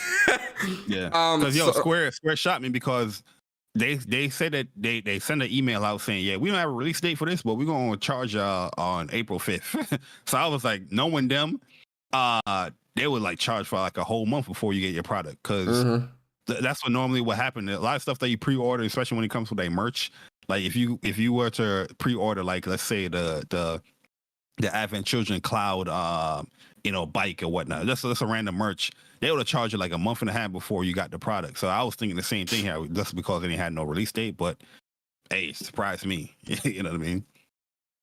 Yeah. Great trailer. Oh, it's on the end one right here. Yep. So there's some changes with this one too, man, because now you can pause battles. You can there's going to be original font and then the new Pixel Remaster font. The music as well is also different in this game. There was something else that I forgot that they like enhanced or changed or whatever, but they add the classic, like you can speed up time, you can stop encounters. Oh, no encounters. If you just want to explore. Yep, no encounters and stuff like that. I saw something with XP as well. I was like, damn, XP 4 times. Oh yeah, like, you can do 2 times or 4 times XP and all that stuff. Yeah, they say, yo, just buy a product, man. You play however you want to play it. That's the vibe I'm getting. Yeah, that's definitely what they're saying here. But April 19th, man, this is coming out, Bari, man. How you feeling about this? Talk to us. Yeah, I'm super excited. I love Final Fantasy. That's my favorite franchise in gaming. And it's been a while since I played these games right here. You know what I mean? Like I said, 4 is my second favorite. I love 6 as well. I thought 5 was really good. 1 is an all-time classic. 2, I don't really have so much memory. It's like 2 and 3, I don't have too much memory of them. But yeah, I can't wait to play these games again, man. And hopefully people play them to their heart's content to see how OP and wonderful a character Cecil Harvey is in the cast of 4. You know what I mean? To get those conversations going again, like, yo, which is your second favorite or which is your first favorite Final Fantasy? I think those conversations are going to come again when people complete these games. And some of my favorite boss fights is in 4, favorite characters is in 4. So I can't wait to play that and relive those memories again. See, they're showing 4 right here with my man Kane. But yeah. Yeah, somebody, like I said, somebody that has never played these games, I'm really excited to play through 1 through 6 and really experience these Final Fantasy stories, man. I'm excited for this, like very, very excited. I can't wait to play through these. So this is a day 1. This is getting played. Yo, you know what's crazy, Bari? This, Burnished Shores, and the Mega Man Network battles all come out within like the same week of each other. Mega Man 14th, this and Burnished Shores on the 19th. Yep. Yo, the only thing that they didn't really announce here, because I know it's also on the Switch, but they didn't really say like, hey, trophies. You know what I mean? Hopefully, them things are there. I mean, they were there on the PC. Of course they're gonna. Yeah, they're definitely gonna be there for PlayStation. I have no doubt that they'll be there. And just get the platinums in those real quick. Just get those platinums. Live a live. Come out. Like, yo, it's a lot. Later in the month. Woo. 27th. Yeah, man, oh man. April stack. Man, oh man, it's a great time to be a gamer, man. I love it. I love this time. A lot of mid games. Yeah, a lot of mid games. You're right. My fault. Why am I being excited? Oh my god. Why are they releasing all these games? They should make the game cook. Give it time to cook. Why are you releasing these games right next to these games? Square Enix. Why are you releasing 2 games in the same month? You should let the game cook. What they say, Bari? I got to. There's too many games coming out. Are you buying these games though? Let me chill. Delay the game until next year. Pixel Remaster should come out next year. Yo, people who say that, let me shut up. Let me shut up. All right, man, let's move on, man. Yo, Bari, so we got some news this week as well from Street Fighter, and it's a little different than what you might think, man. We're not talking about Street Fighter 6. We're actually talking about a Street Fighter movie. Capcom has confirmed that there is a new live-action Street Fighter movie in the works, and it's being co-produced with Legendary Entertainment and Capcom. More news to come in the future. Hey man, the video game to movie adaptation or show adaptation, it's booming right now, guys. It is booming. They saw the success of Last of Us. They saw the success of all these other movies. They see Mario out here about to get to the bag, and it's like, hey, I'm trying to get to it too. Hold on, let's go and put Ryu, Ken, and Chun-Li in a movie real quick. Bari, how you feel about this, man? Because we all know the big running joke with the old 90s Street Fighter movie, which was so bad that it's good. Now we look at it like it's terrible, Bari. We know. I know it's terrible. You know it's terrible. I really love the first movie you watched. Get out of here. That shit was horrible. That shit was garbage. Absolute garbage. Well, how you feeling about this, Bari? You think Capcom could get it right here? I hope so. You know, I'm not really against a whole live action Street Fighter movie, especially this day and age. We got Mortal Kombat, so the technology is gonna be much better. Like, and Mortal Kombat movie, I personally didn't like the latest one, but the CGI, the fight scenes were pretty cool. Just the story, I feel like some of these video game movies, they forget that, you know, you're a video game movie. you omit some story details and all that stuff. Like, if they can nail a story, cool. Hopefully they have some legendary fights. I would prefer like an animated movie, but you know, I guess that's the easier thing to do. I'm not sure, but yeah, I'm not against it, man. I'm not against a Street Fighter live action movie. Just hope the casting is good. Just hope the story details ain't omitted, and hopefully we get a nice legendary fight scene or something. You know what I mean? But let me ask you this. I'm putting you on the spot here, Bari. So if you can't answer, I get it.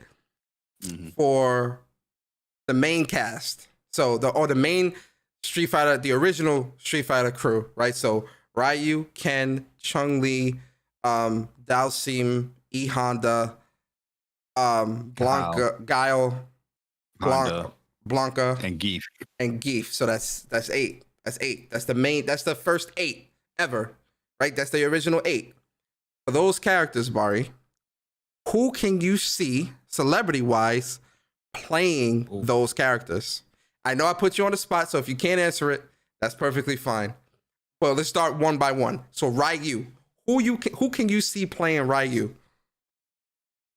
Damn, that's hard to. I'll have to do like some research on that. Ryu, I'm not too sure, to be honest with you. I'm pretty sure there's probably like some type of, you know, Japanese actor that's out there that probably will fit that role. Mm-hmm. But I don't have a name to say, to be honest with you right now. Let me try to find something like easier, like somebody like Guile. Guile and Ken. Let's do Guile and Ken, because those are both. Go ahead. Yeah, Guile and Ken. We'll do those. Who the hell can play Guile? Yeah, somebody said Pedro Pascal. You know who I think? Nah, for real. Who I think could play Ken?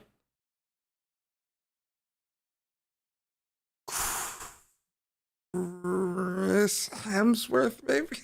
I don't know. Or his brother, Chris Hemsworth's brother. I forgot his name. One that, yeah, the younger one, Chris or Ian or something like that. Yeah, the younger brother. Hemsworth. Yeah, I think. I forgot his brother's name. Yeah, I think Ian Hemsworth can play Ken. Being a Ken. Yeah, Ken. Yeah. For Holland. For Guile, I think for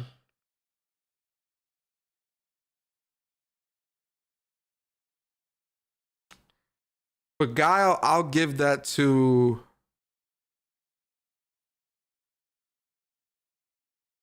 I don't know. Donnie Yen too old to play Ryu, man. Yeah, Donnie Yen is Ryu. Hell no. Hell no. Ryu is young, like, bro.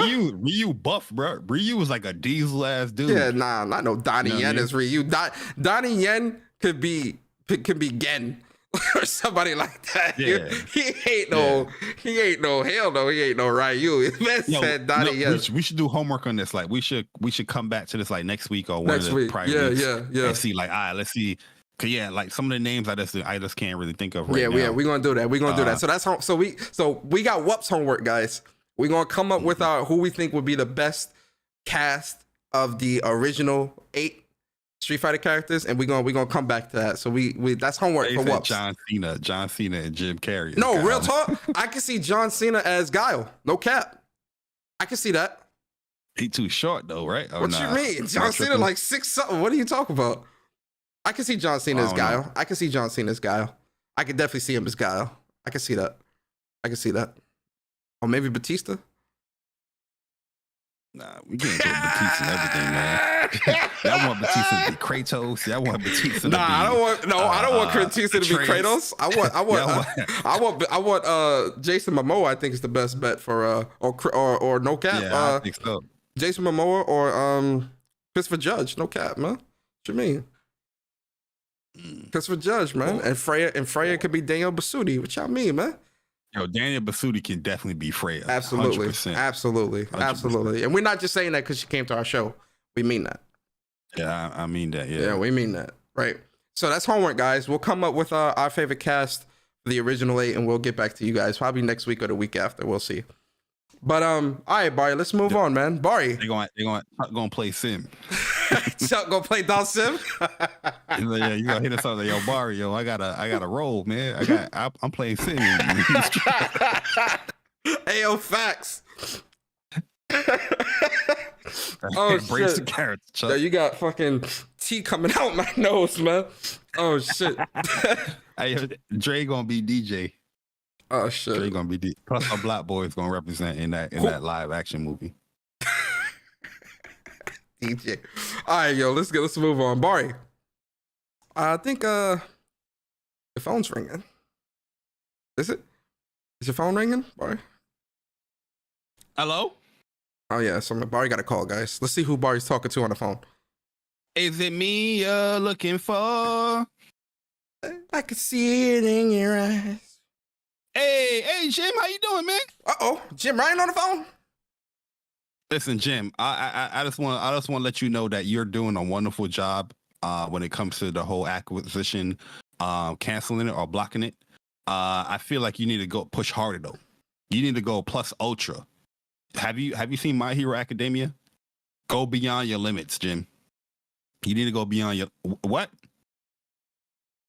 You're coming on the show. When you want to come on the show, man? Oh, yeah. Official what's up PlayStation at gmail.com. Just email us up, man. But yo, Jim, what you're saying about Microsoft and how they can tamper with the game, turn it up by 10. You know what I mean? Tell them that they can take the game away. They can straight lie. They tell them everything that you need to do. I'm with you. Yeah. And put more microtransactions in the PlayStation games. Yeah, them God of War customs and skins. You should have charged us for that. $2.99 each. Hey, the gamers love it. Jim, the gamers love it. I'm trying to tell you. I know that they might say they're not for it, but they'll buy it. Ask Jim about that PlayStation Portable. That new yo, Jim. What is going on with this PlayStation Portable, rumors, Jim? These rumors. What's going on with these rumors, man? What Jim got to say? Hello, Jim? Jim, hello? Yeah, I'm talking to you, man. What's going on with the PlayStation Portable? How about a remote play device? I'm talking to you on the phone right now that could do remote play, Jim. What's going on here, man? Did Jim say, "Oh, I don't know what these dudes talking about. They ain't even got a PS Vita"? Did he say something like that? That's what he said at first. That's all I said. Well, Jim, what you talking about? I got a Vita, man. Okay. But then he said he gonna charge us $400 for the remote play. But if you got a Vita, you get a discount. Yeah, you get a discount. Yeah, you got a Vita. Direct. Okay, if you got a Vita. Okay. But Jim, we doing a show right now. Yeah, we doing a show. Yeah, whenever you want to come on, you come on the goddamn show. Absolutely. Okay. Absolutely. Shout out to Jim Ryan. Jim. All right, bro. Later. So you heard, yeah. So hey man, so if y'all know what we talking about, man, we talking about these handheld rumors. And listen, man, Jesus Christ. Exclusive Sony new handheld rumor. So it's codenamed the Q Lite. The next handheld is a next piece of Sony's hardware that aims to be yet another piece of hardware that requires the PlayStation 5. Insider Gaming understands that the Q Lite is not a cloud streaming device, but instead uses remote play with the PlayStation 5. As the console's physical, streaming. I was going to listen, Barry. As for the console's physical features, early prototypes show the console will look a lot like a PlayStation 5 controller, but with a massive 8-inch LCD touchscreen in the center. The device sports adaptive triggers for haptic feedback and will include what you would come to expect from a handheld: volume button, speakers, and audio jack, etc. Inside Gaming understands that the Q Lite is in a QA phase and it is scheduled to release before the PlayStation 5 Pro and after the detachable disk drive for the PS5.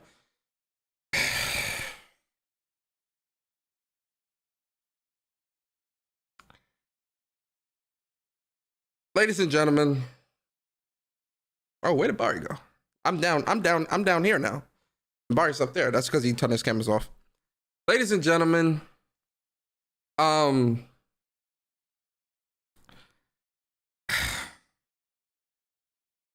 what really like makes me laugh about all this stuff is that people have said that they don't want PlayStation to do another handheld, or they don't care about the handhelds. I don't care about handhelds. I don't care about this. I don't care about that, right? But when this news came out, I see people talking about, this is not the thing that they should be doing. This is not something they should. I mean, if you're going to do something like this, it needs to go like this. I know it needs to be more like the Switch. And my response to that is, where is your Vita? Where's your Vita? All of a sudden, everybody cares about handhelds. Where is your Vita? Vita, hello, Vita. Where is it? Oh, I don't really care about, handhelds because, I'm not really into handheld gaming. I don't want to really do handhelds all that much. But I feel like, handhelds are still, if you're going to do it, it doesn't need to be streaming. Although people keep talking about cloud this, cloud that, cloud this, cloud that. And then they're bashing. First of all, this is all rumors. None of this shit is official. None of this stuff is official. All of this is rumors. Like, none of this is official, right? So let's take all this with a grain of salt, like we always do. But my question is, where's your Vita? Oh, we doing backbones. Ooh, wait, you should have told me, Bari. I would have pulled out the backbone. Give me a second. Hold up. I got you, brother. This rumor makes no goddamn sense. Really, truly. My question is, hold on, Bari, real quick. It's true.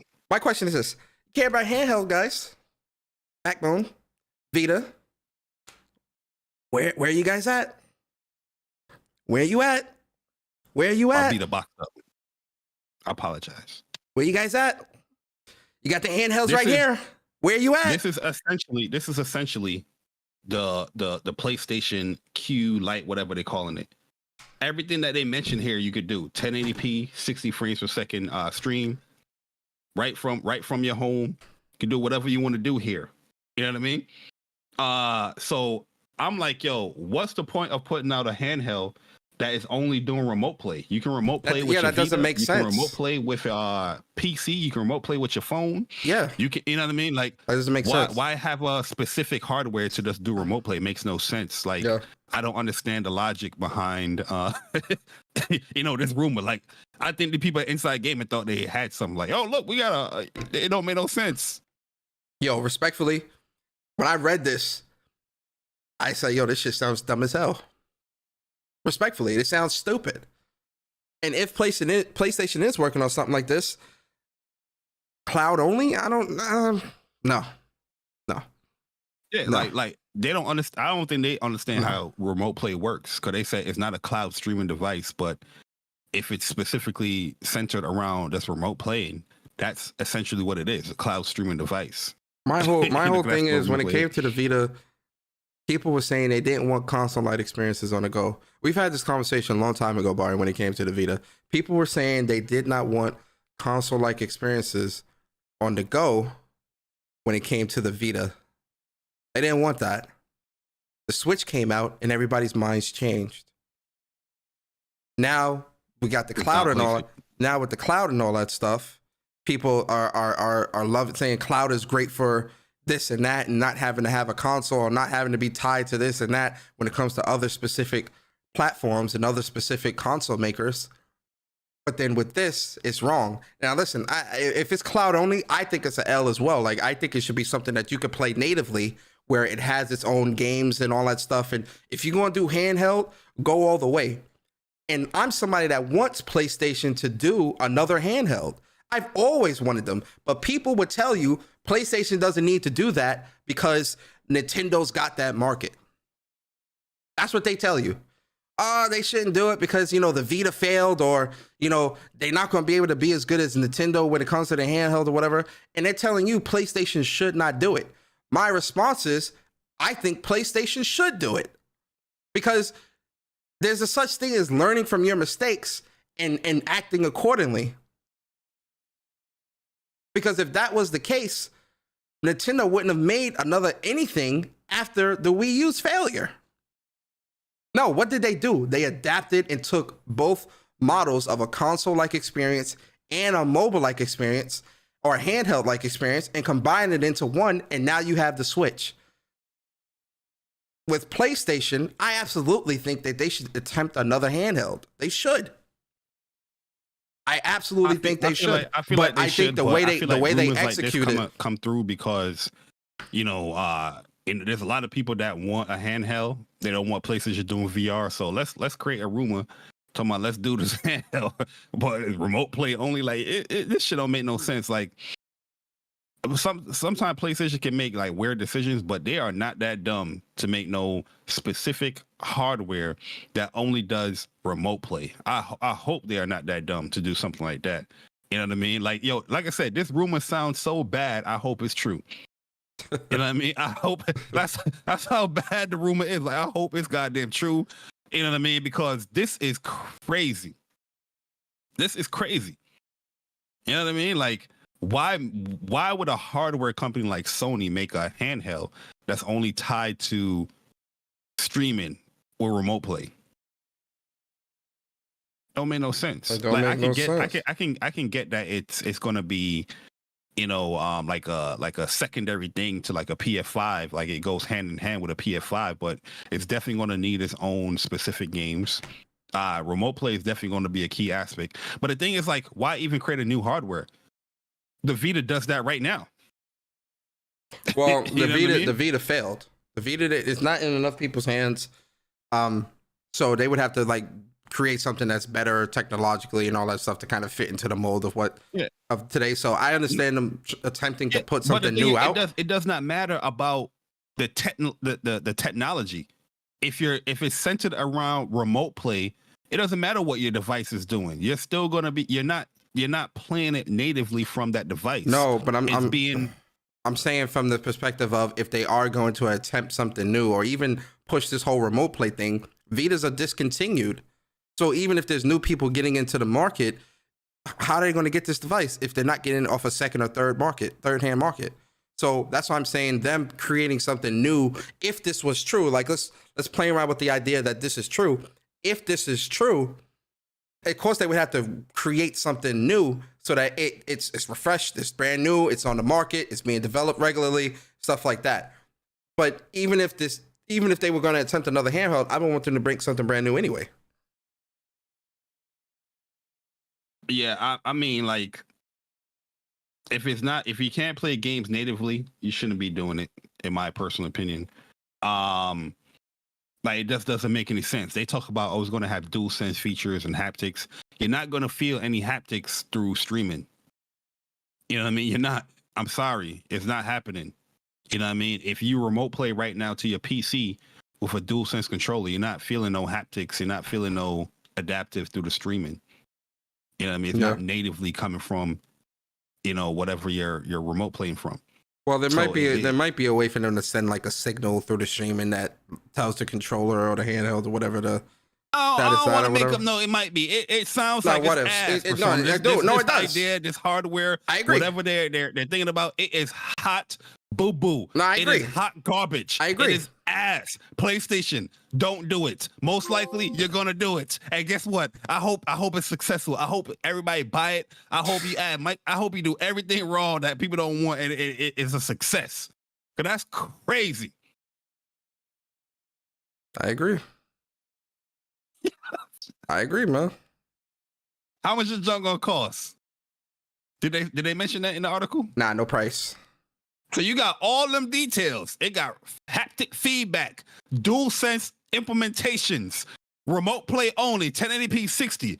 But with all that information that you just spewed, you could have spew out a price. You could have give us an estimate, huh? Inside gaming. It's a great point. It's a great point. It's a great point. Great point. So by the way, PS Vita. If you don't have a PS Vita, go and get that.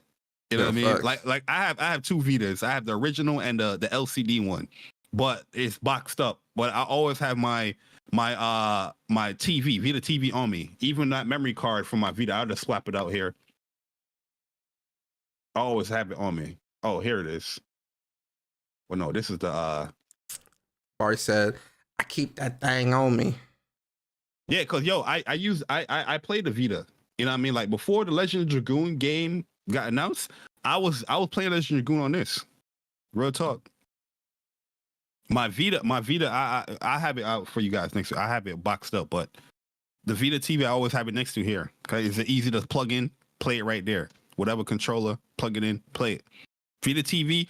The funny thing about Vita TV, I'm surprised it didn't do well, because yo, it's if you don't want to play Vita games handheld, boom, right there. The only thing is not every game was supported by Vita TV. That's the only thing. PlayStation did a bad job pushing it out, to be honest with you. Yeah. But overall, this sounds like a horrible idea. And Jim, yeah, I'm not feeling that. Whoever is in charge of hardware, don't put this out. Yeah, I agree. Don't focus on that VR, pump that VR out. VR is amazing, it's wonderful. You know what I mean? Make sure y'all get that. The handheld, I would like PlayStation doing handheld for real. To be honest with you, I would like them to do a handheld. I want them to do a handheld, but I want them to do it right though. I don't want them to just half-ass that or do some all streaming bullshit. Hell no, man. I don't want that. Yeah, all you gotta do is combine the PSP with the Vita, and you have a success right there. Take the things that you did well with the PSP, especially when it came to storage and things like that, and implement that on the Vita, and you be perfectly fine right there. Yep. You know what I mean? OLED screen before OLED screen, all that touch. Yeah, and that's the thing. They said it's gonna be touch screen. Well, you have a product right here. You know what I mean? It's not PlayStation product, but your iPhone does everything. You know what I mean? Like, it don't make no goddamn sense, bro. iPhone, your Android, whatever. It does everything right there. The hell you need another device that's to conflate and confuse people. This shit only does remote play. Where most people probably not even remote playing. They're really not though. They're really not. We'll see. We'll see. Only time will tell. You hear me, Bari? Oh no. What happened? You're craziness. Jim, holler at us though, man. Holler at us, Jim. It looked like your camera just went off or something. Or it's loading.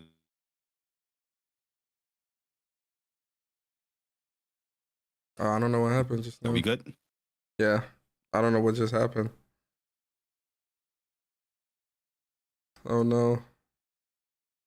You froze.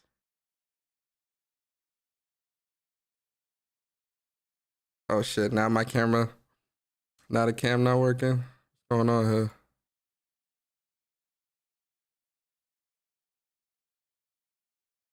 Oh. Yeah, I hear you. Can you hear me? Hello? Yeah, I can hear you. Yeah, I don't know what happened. I'm gonna try to turn it on one more time. It bounced out your camera. Yeah, I'm gonna try it again, see what happens.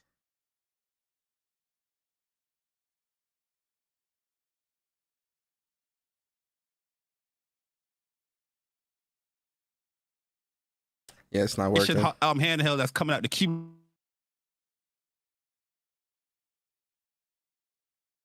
Oh my god. Okay, make sure y'all get that handheld. Oh yeah. It got to be Discord then, because I'm freezing on your end. Nah, it's because I'm trying to turn on my camera and like Discord is wigging out.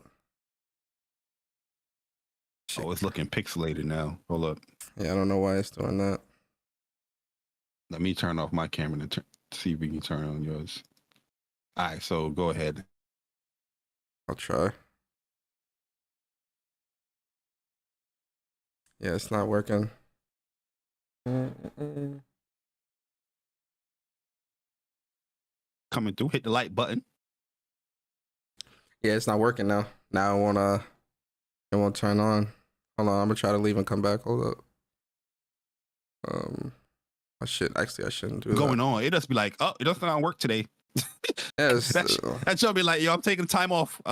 yeah, bro, that shit's crazy, boy. That's like, yo, fuck is you? What is you talking about?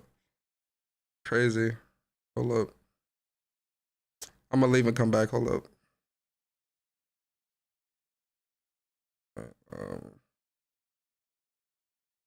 Let's be. All right. Let's see. I gotta pop this shit out.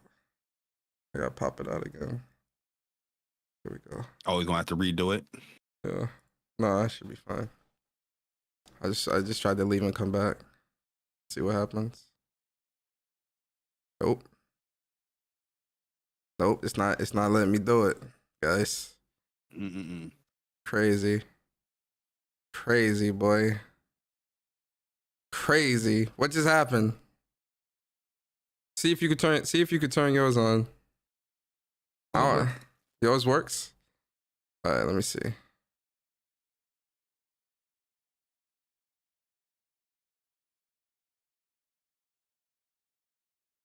Hey, yo, you got like this funny ass face that's stuck. It's like stuck there. Why are you asking all the questions? Asking all the questions. Why you asking all the questions? What's up? They can see you moving now. I hear you. I know. Are you asking all the questions? Asking all the questions. Why you asking all the questions? Oh, it's let me see. Yeah, it's this one. Oh, because another application. Let me see. This one. That's why. Oh, you probably got the link. Yeah. Or... That's why. I think that's why it's acting up like that. Let me see. Yeah, there we go. My fault. Now it should work. It should work now. My fault, yeah, guys. with the camera, like there we go. If you have like a whole bunch of stuff detected, it will bounce out one of those ones that is already throwing up. That's what happened. It was messed up like that. My fault. We good though. Small minor details. Listen, guys, you build it as it flies. You feel me? So that's the Sony handheld news. Real quick with some quick news, real quick, Bari. So Resident Evil 4, man, has now surpassed 4 million copies in just 2 weeks. 2 weeks. Congratulations, round of applause for them, man. So you know that's really impressive, man. Big shout out to them. And then shout out to Genki, man. You know, Genki, cool guy out here in the community, man. He does a lot of the Japanese interpretations and whatnot. And are you still on Resident Evil? Or are you? Oh yeah. We could talk about the record. Go ahead. My fault. I forgot about it. Go ahead. Yeah. So Resident Evil added mercenary modes update, which really and truly made the game much easier, because now, let's say you didn't have the hand cannon weapon that you need to get by completing professional mode. I think you need to get like an A rank or higher, without no bonus weapons or nothing like that, and you will get the hand cannon. You can get the hand cannon much easier now by getting S rank on all 3 stages in mercenary modes now. Also, they added new microtransactions where you can buy the exclusive tickets to fully deck out your weapons. So you will get like the last ultimate perk of your weapon. So like there's a handgun in there, or handgun, that with the exclusive ticket you can unlock ×5 crit damage, or there's weapons like they have, like if you complete professional mode, you can get like the typewriter or the Tommy gun, and if you have the exclusive ticket you can get on infinite ammo with it.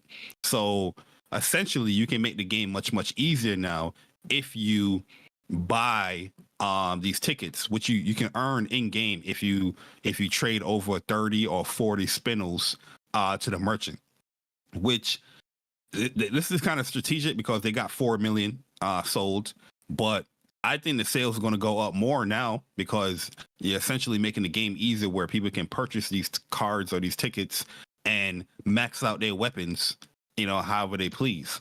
So you don't have to do all of the legwork of, doing all the quests to, the merchant and all that stuff. Which I know a lot of people is going to be against. Personally, I'm against it. Personally, my true feelings is like, I hate when developers do this, to be honest with you. But at the end of the day, how I feel now within gaming, fuck my feelings. This shit makes the money. You know what I mean? This makes the money. You know what I mean? So keep charging these people, because everything that gamers have said that they are against within this community or within the industry, the numbers show differently. As these games get easier to platinum, what's happening? The sales are going up. Microtransactions are being added into these games to make the game be easier or less of a grind. The sales is going to go up.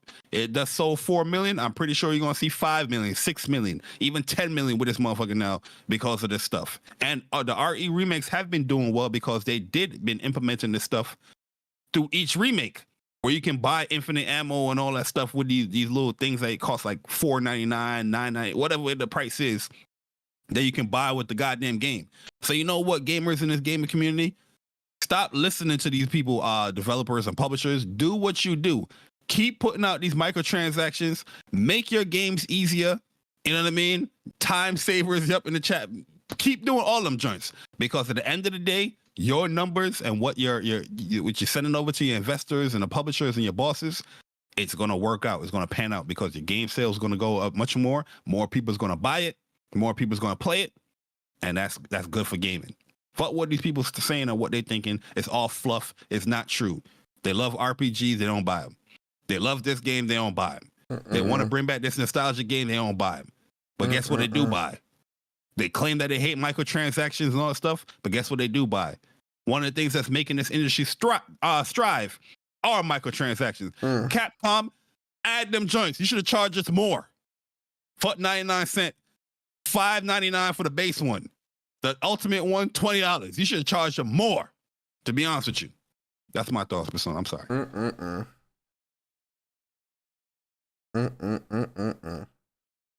So sad. So sad. So sad to see where the industry is going, man. And the very people that's the very people that's telling you this is bad for gaming are buying into this stuff. Yeah, they about love it. Gaming politicians, guys. Tried to warn you. I've earned these 2 exclusive tickets. You can earn them. Earning. You want me to work for a game that I paid $60 to $70 for? Absolutely not. Nah, they call it padding, Persona.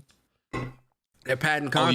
You gotta get 30 spinels to trade in to get an exclusive ticket. Why are you padding the game? Stop padding games, developers. All right, they're gonna charge your ass now.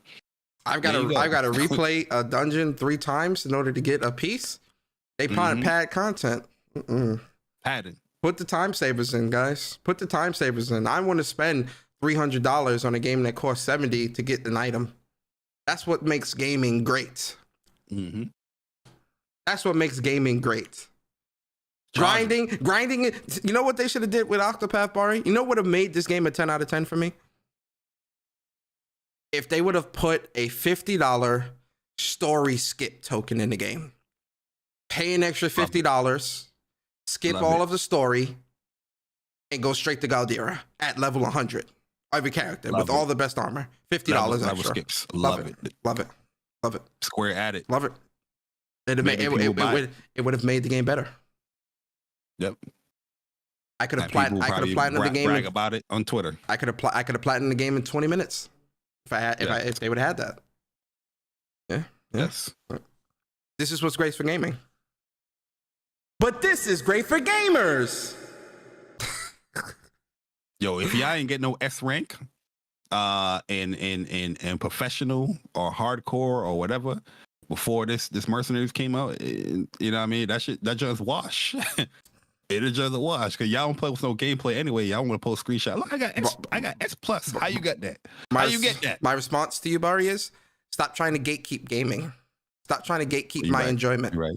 You're gatekeeping my enjoyment to gaming, J Bari. Why are you doing that? That is very wrong. It is it's anti-gamer.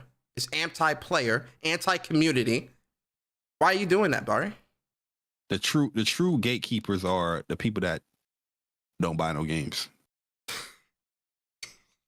Those are the true gatekeepers. The people that always have an excuse to buy a game are the true gatekeepers in gaming. Because we don't see sequels, we don't see certain games because you ain't buying shit. So y'all are the reasons why these microtransactions. He said the true gatekeepers to gaming are people who don't buy games. Yeah. The people that wait for these games to come into services, you're a gatekeeper. It's the truth, bro. Hey, yo, I'm stealing that. Y'all are the reasons why these stuff are being implemented in these games. There's no difficulty trophies because of y'all. I'm stealing that. Developers and publishers are creating ways for people to buy games. Fighting games, they're creating ways for people, new people, to buy their game. So we're going to have Tekken with pressing L1 to turn into easy mode right in a tournament, right in online. Yep. Hey, they got somebody to buy the game. Yep. If y'all would buy games and support video games, then hey, stuff like this would be needed. So you gatekeeped. No difficulty trophies in the game. Can you imagine how many people probably complaining about Galdera and Octopath gonna put out a patch to make him easier or some shit, or lower his life or something? That's an actual trophy. And that's you a want trophy. That platinum, you gotta beat Galdera. You gotta beat that, and that's a hard boss, man. Anyway, let's move on. Yo, shout out to Ice. I'm not calling you that name. I'll just call you Chin. Appreciate you for the super chat. He says, "You heard that the Halo boss is leaving Xbox?" Hey, bro. This is a PlayStation podcast. We don't really talk about that stuff here. So yeah. Yeah, we don't really care about that. Yeah, respectfully. What's up, PlayStation podcast? It's a PlayStation podcast where we talk about all things PlayStation and gaming news. Yeah. That pertains to PlayStation. Tune in for Persona Speaks. Absolutely. Tune in for that. But all right, man, let's move on, man, right? All right, Bari, let's get into the last bit of news here. Quick news, real quick. So, yo, big shout out to Genki, man.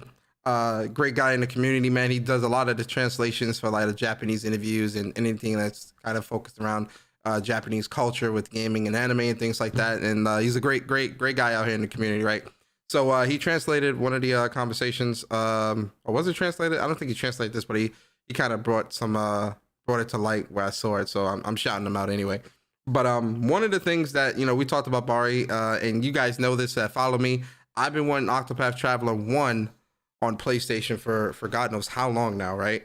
But PlayStation, Octopath devs, they definitely kind of spoke up and kind of gave us a reason why this game isn't coming to more platforms and also or other platforms, and why the first game is not coming to PlayStation or hasn't come to PlayStation. So the question is, the first Octopath Traveler isn't available on PlayStation platforms, but the sequel is. Why did you decide to make Octopath Traveler 2 a multi-platform release? And Takahashi says, of course we have heard all the Octopath Traveler fans out there asking for a PlayStation release, and the team has also wanted to challenge ourselves to try to get the game on as many platforms as possible. Apart from that, we made the decision internally after observing the sales of other titles. Okay, so that's why they decided to put the game on PlayStation the second time around. Have you thought about releasing the first game on PlayStation? We did look into it. However, we wanted to focus all our efforts on developing Octopath Traveler 2. And this also links into your next question about whether you need to play the first game or not. Obviously, you don't. To reduce the misunderstandings about this, we decided against trying to align a PlayStation release to Octopath Traveler with the release of Octopath Traveler 2. I don't agree with this, at all. I definitely think they should have put the first game on there. And they could have did a double pack, which I thought they were going to do anyway. And, you have this game on everything but a PlayStation, which is selling just as big. Obviously Nintendo Switch, we get it. It started there. But to not have this game on PlayStation with PlayStation's success, I think that's a huge missed opportunity, especially with the second game coming out. And, you could have did a double pack, whatever. And I think they'll still put it out eventually at some point. But I just feel like I don't agree with that at all. They should absolutely put this game on PlayStation, 100%. Plus, I want to get a platinum. What do you think, Bari? Well, then it tie into what I just said about the real gatekeepers of gaming. Oh shit! Yeah. You see what happens when you when you support and buy your games. You get rewarded. I know that sounds crazy in 2023, right? We ain't getting rewarded. Yeah. Now that a game that we was looking forward to get on the PlayStation platform finally came because they were looking at the sales of the game or other games. And the reason why the first one is not on there because they're looking at the sales of their game. So the people that want Octopath Traveler 1 on PlayStation is getting punished because another platform they didn't want to buy or support it. We got the new game, which is great. The first one we didn't get. It is not far-fetched. It is nothing wrong with supporting the hobby that you love, the genres that you love, the games that you love, the franchises that you love, the companies that you love. In today's gaming society, today's gaming community, that is frowned upon. That is looked down upon. You look crazy. You're going to buy a game because you like the previous one? But then question, and then do 2-hour, 3-hour podcasts and talk about people not supporting or buying shit or sale numbers. Listen, man, you got to buy. I remember when somebody asked, was it a Twitter space? When we was talking about the most optimal way to support a developer. That. Yeah, I think that might have been a Twitter space. They were looking at me like I'm crazy. It was like, I remember that. She telling me the most optimal way to support a developer is to buy a game. Yes. Developers themselves have said that. Exactly. But people, but Bari, the thing is, when you say stuff like that, see, you have to be careful when you say things like that, Bari, because when you say things like that, people are going to think that you're just a corporate shill because you are. No, that's because they're going to think you're a corporate. They're going to think you're a corporate video shill. Game, you're a corporate shill. Yeah. Well, no. If you're telling somebody to buy a game instead of waiting for a service or something like that, you're a corporate shill. Like, there's no getting around that. That's what they're going to label you as, Bari. And saying things like that, buy games instead of, renting or things like that, they're going to think you're, corporate shill. What's your response to that right now? What's your response to that? They already did that right now. If you like games, you buy games. If you double dip on joints, you're a corporate shill or whatever. At the end of the day, all I'm saying is that, if you enjoy a hobby, if you enjoy gaming, if you like to see certain franchises or genres, you're going to have to come out that shell. You're going to have to buy stuff. You know what I mean? Only in this community or this industry, people think that buying stuff or supporting the developer is a bad thing. Especially if they already built a good rapport within your gaming experiences. You know what I mean? But here, the developer is pretty much telling you, the reason why we did Octopath Traveler 2 on PlayStation, because we looked at the sales of other games, and PlayStation seemed like they want those games. Yep. That's how you can tell a developer. The same thing they're going to say for Live Alive. Yep. Absolutely.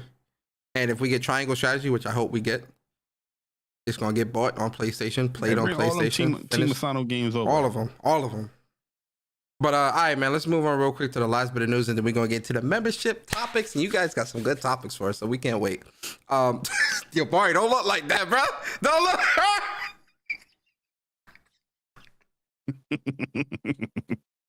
Yo, somebody clip that. Hey, yo, don't look like that, bro. Why you look like that? Just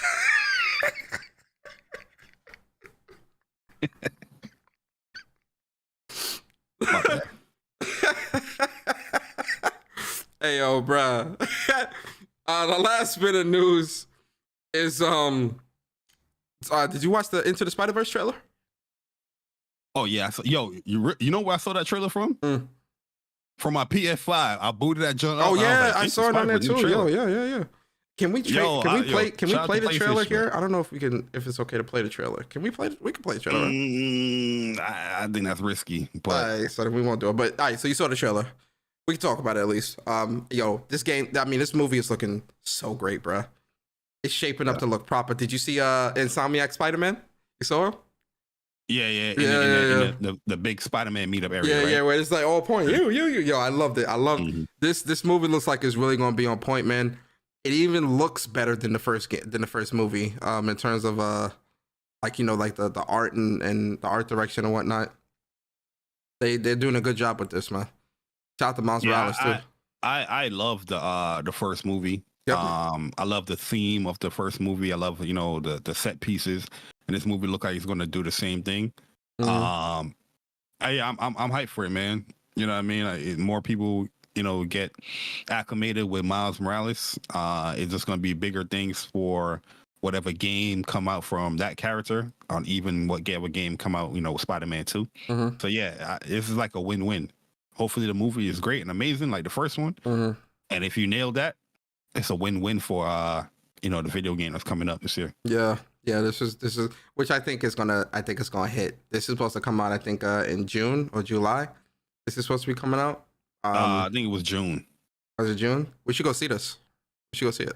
Yeah, I'm with it. I'm with that. Go see this because it was supposed to come out earlier this year, but it got delayed. It was coming out last year. Yeah, it was supposed to come out last year, and they delayed it to this year. So, which it looks good. So I'm digging it. So we're gonna see. We're gonna see, man. I think it's gonna be a great movie. So yeah, Into the Spider-Verse gonna be fire. Can't wait.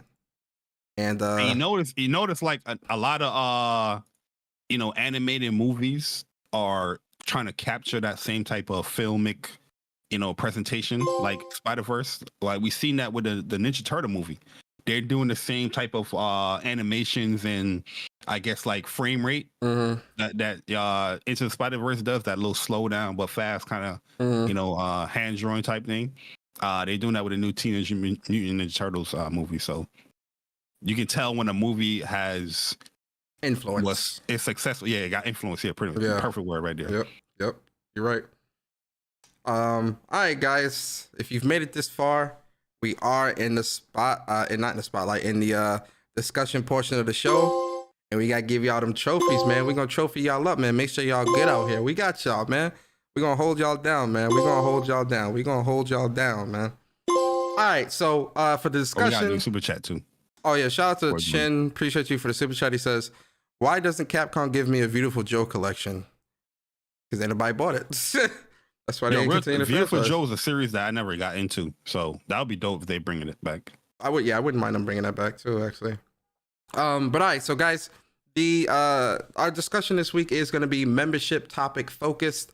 For those who don't know, if you are a member of the WUPS Nation, we do our monthly membership topics where you guys give us things to talk about, and whatever it can be, anything as long as it's PlayStation related or gaming that's adjacent to PlayStation or whatever related. So yeah, man, it's some great topics this week, Bari. So let's get into it, man. Right. So the first one that we're gonna talk about is big shout out to Miles B 93. Let me enhance this a little bit more. Hey, Miles B. Hey. All right, Miles B, man, appreciate you, bro. Let's go. So Miles says, if you had to build a 4-man party of Final Fantasy characters from across the entire series, who would you choose? You can't pick more than one character from the same game. That's a good question. Yo, Miles? That's a good goddamn question, man. That is a good goddamn question. So for me, a 4-man team from Final Fantasy games, I'm going to choose Zack from Crisis Core. I'm going to choose Cloud from 7. Oh, you cheating. That's the same franchise. All right. Well, I mean, all right, fine. I'll choose Zack from the Final Fantasy 7 world. I'll choose Bosch from Final Fantasy 12.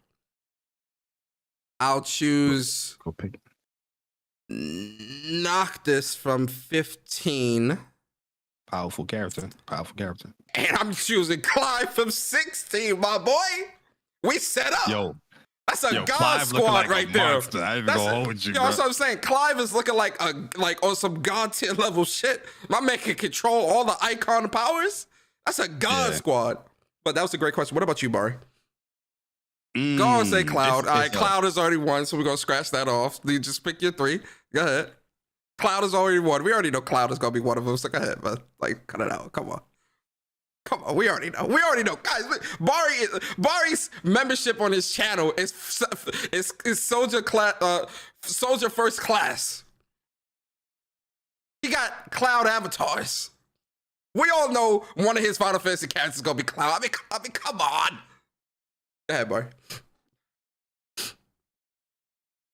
You're right. Of course. Absolutely. CloudStrife number 1. Absolutely. Respect. On the squad. Respect. Number 2. You should know this one too. Cecil motherfucking Harvey. Okay. Final Fantasy 4. The Dark Paladin himself. Then we're gonna mix it up, man, because we're going powerful, okay? We going powerful out here. Lightning. Final Fantasy 13. Okay. Is on the squad. Okay. We're going paradigm shifting. Lightning. Okay. Third. Oh, 4th. Yeah, 4. That's number 4. You did say a good character, which is Clive. I think Clive is going to be OP. Yeah. OD. Yeah, Clive's going to be OP in this game. He's definitely is. I see it. Yeah. But my 4th character is going to be Jill Ward. Nah, not Jill. Not Jill. The OG. The OG. The original OP character. The God himself. The Warrior of Light. Okay. I like that. Yo, shout out to that's gonna be the 4 right there. Shout out to Tricelsius, man. He said his for 5 months as a member of WUPS Nation, he said his 4 would be Oron, Zidane, Lightning, and Noctis. Okay. Yeah, Lightning and Noctis together. That's God levels that you had right there. And then a lot of people are saying who else? People are saying that there's in the chat. Phil said Tara, Cloud, Lightning, and Cecil. Yeah, Tara would have been a close 4 for me too, because she's like half Esper herself. You know what I mean? So all right, so this is shout out to Unikronn, always with the interesting questions and whatnot, man. So Unikronn, he says he says, I'll be away, so I'll listen to this episode next week. I've had a look through some of the questions and they're far too sensible. So with that in mind, prepare yourselves for a Unikronn doozy. I'm going to give you 2 a game each or a track of music to go along with your game. I want you each to tell us where you insert the music, what scene, how long for, does it fade in or out, etc. Persona, your game is Last of Us Part 1 on PS5 and your music track is Kiss by Prince. Bari, your game is The Order 1886 and your music track is Flash by Queen. That's a very interesting very interesting question. All right, so we gotta insert the music in a specific scene in the game. Okay. So Order 1886, Queen. That's the OG joint. The Flash. That's the song you think about, right? No That's cap. what I'm thinking No about cap. Flash I just Queen. muted so I could hear Kiss real quick. I haven't heard the song from Prince in a long time, so I'm trying to get an idea of so I just listened to a little bit real quick. I already know. I think I know where I'm gonna insert it. So the first area where the whole squad meets up and they're calling down that whole they're doing like some drop that they got to do to scan the area. That whole transition within that area, I will pop that music video or that music right there, that doom doom doom doom doom doom doom doom doom doom doom doom Flash, you know what I mean, as they talk in the back, and the thing come down and it's scanning everything. Man, when the universe, I feel like that would be a perfect area. Or when the whole HQ area, that area drops down and explodes. Remember, you got to traverse through that little fire area. That would be a dope area to do it as well. But very interesting. Very unique song. And interesting question there. Yeah. So for Kiss by Prince, Last of Us Part 1.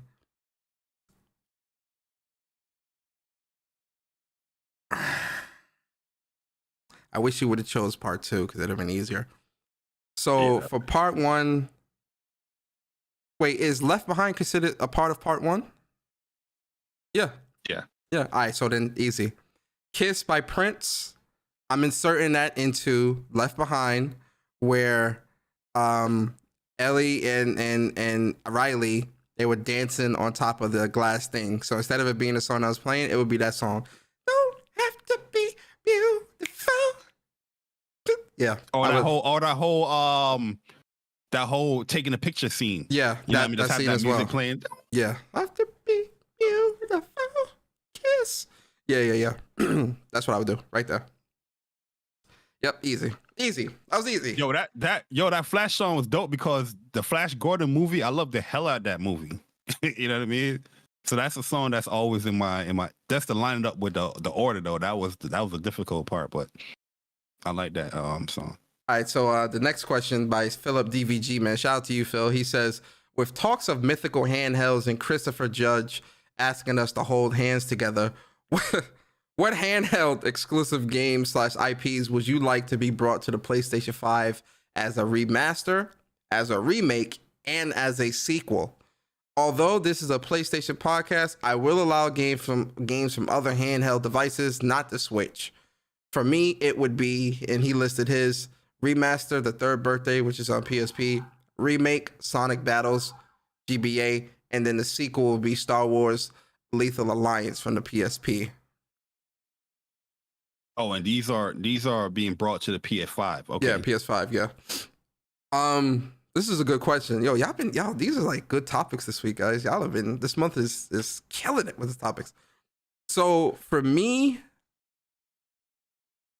a remaster that I would want.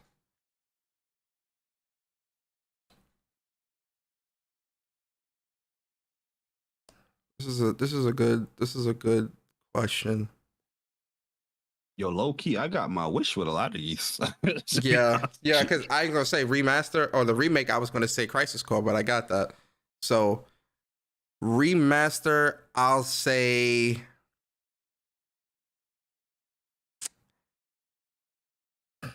Yo, Bari, this is tough. I'm trying to think. Like I'm drawing a blank. I would. Okay. Remaster. Okay, I got it. Remaster. I would want Freedom Wars on the Vita. Ooh, yeah, that's on the PS5. On the PS5, I would want that. Remake. I would want PlayStation All Stars Battle. Battle All Stars. I would like a remake for that. A sequel. I would want a sequel to Power Stone. Those are my three. I'm with those. Like a remaster is the first one, right? Yeah, remaster. I will want Peace Walker, Metal Gear Peace Walker remastered. You know, with the actual, because these coming to PS5, right? Yeah, PS5. Yeah. Yeah, with controllers, you know, support and all that stuff. I was gonna be like, yo, remake the Legacy of Goku series, but you kind of got that with Dragon Ball Kakarot. So I'm like, that would be kind of pointless to say that. And that's GBA game. But let me see. He said remake and sequel. So let me do sequel.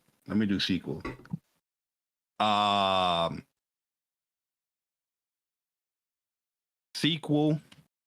I will want a sequel of this is a tough one, yo. This is a tough one. Yep.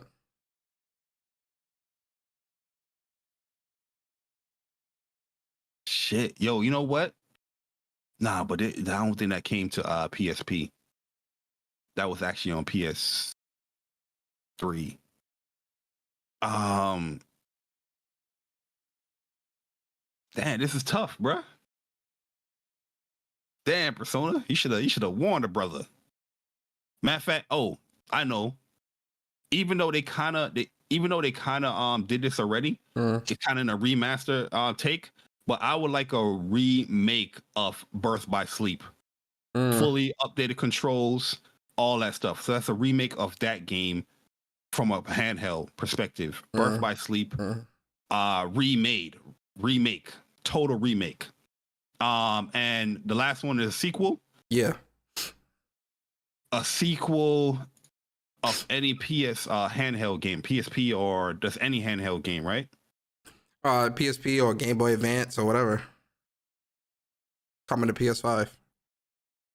Well, most of them we already got a sequel for. I don't know. I'm trying to think of a favorite game that I had on PSP. Oh, no, they already doing a remake of that. They're doing a remake of Yee's Ultra-Fledged genre coming, or a remaster of that. But like a lot of the stuff that they're doing in this question, I'm already getting. Yeah. I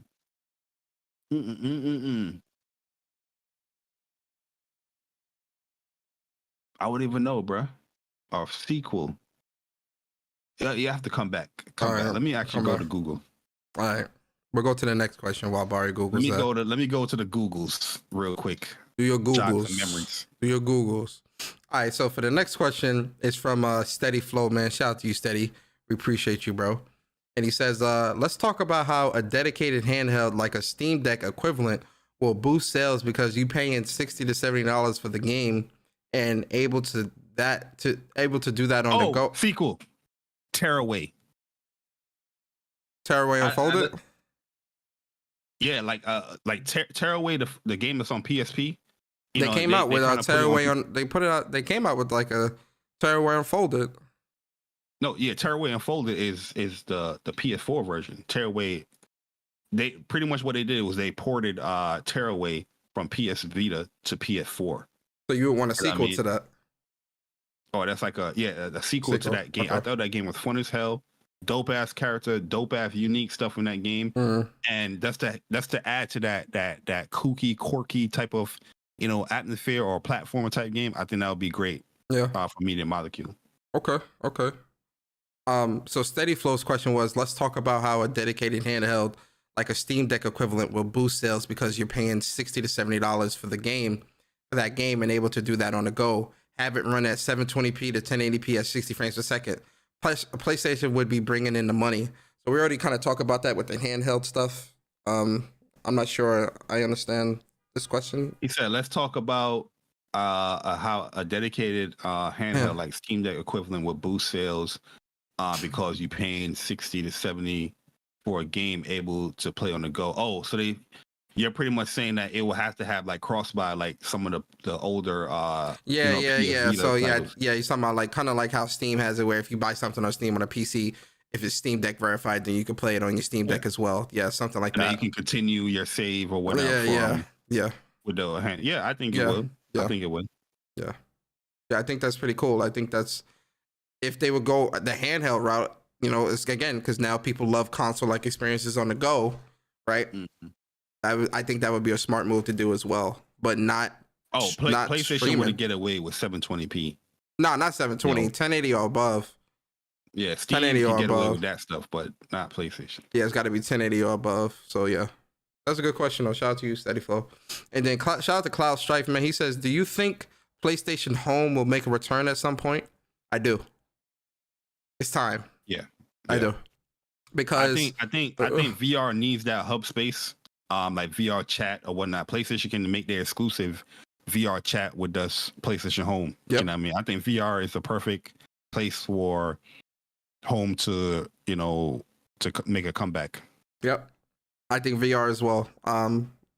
Plus there was a lot of great games. Like imagine playing bowling in VR with your friends and PlayStation Home and all that stuff. Yeah, I think PlayStation Home was way ahead of its time. But I think if they were to add it in again now, I think it would be a hit. No cap. I do. Great question by Cloud. And a shout out to Bari with a question. He says, what is a game that got reviewed poorly, being spoken about in a bad light, but you thoroughly love? That's not Forspoken, by the way. people answered in the chat with Bari, and they were saying The Order, Resident Evil 3 Remake, Final Fantasy 13, all three of them. Shout out to Wolf, Unikronn, and Viper. Bari, I read this, and I was like, I already got my game. And you already know what game I'm going to say. You know what game I'm going to say? Destiny. Destiny. Yeah. Destiny got reviewed. Destiny Defender. What? Oh, my bad. Ain't no Defender. It's Cap.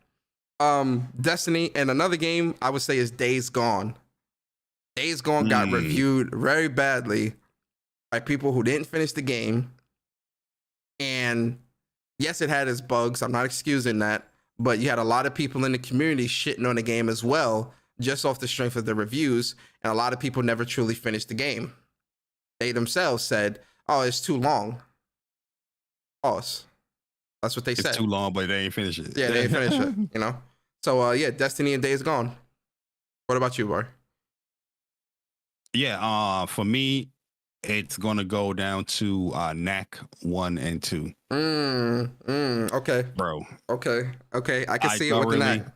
Thoroughly love Knack. I don't understand how it's reviewed so poorly. I don't understand how it's being spoken in such a bad light. It's a fun-ass game, fun story, cool gameplay mechanics. And that's one game, like I said, I don't understand how, people just hate that game. You know what I mean? It's a super fun game. I'm pretty sure anybody play Knack 1 or 2, you'd be like, oh, this is a good game. I really enjoyed this game. You know what I mean? And yeah, when I was thinking about the question, that was the first game that popped in my head. I was like, yeah, Knack is like a game that reviewed poorly. It's being spoken about in such a bad light, especially from, the people that didn't play it. But overall, that game is a super fun game. And if you're looking for a challenge, it's very challenging. If you're looking for like some unique gameplay, I feel like a game like Knack will also do well on PS5 with DualSense and all that stuff. You know what I mean? Mm-hmm. Take advantage of all the DualSense. You feel each individual pieces that when he breaks apart and all that stuff. I think it would be such a dope game to bring back. So yeah, I'm going with Knack. Yeah, Knack was great, man. I love Knack 1. I still need to finish that Knack 2. I know Taboo. I know.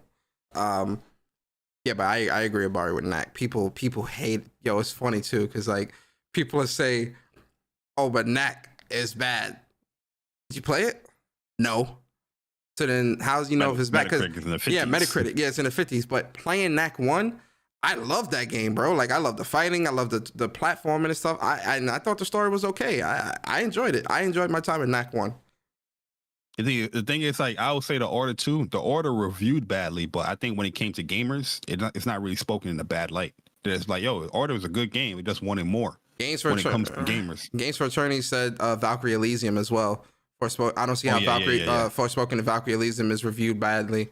Yeah, especially Valkyrie Elysium. Like, I love Valkyrie Elysium. That's such a great game. Yo, really, truly, some of the reviews in Valkyrie Elysium, I don't think they completed the game. Of course, like I said, certain games, the way how it's structured and built, you can't beeline it because you're gonna miss out on so much nuance, so much details within the story or the gameplay. Yep. And I feel like a lot of people, when it comes to Valkyrie Elysium and Forspoken, they beelined it to just throw out a review. Get rid of it again. Yep. There's people that confess that they did that. You know what I mean? I just think that's not the way to play those type of games. It's not structured. These are the reviews people have to look forward to. Crazy. Shout out to Bird, man. Appreciate you, Bird. Shout out to Bird, man. The West Coast in the building. Bird says, who got the better music based on collective franchises as a whole? Fighting games or JRPGs? JRPGs all the way. JRPGs all the way. This is a great question.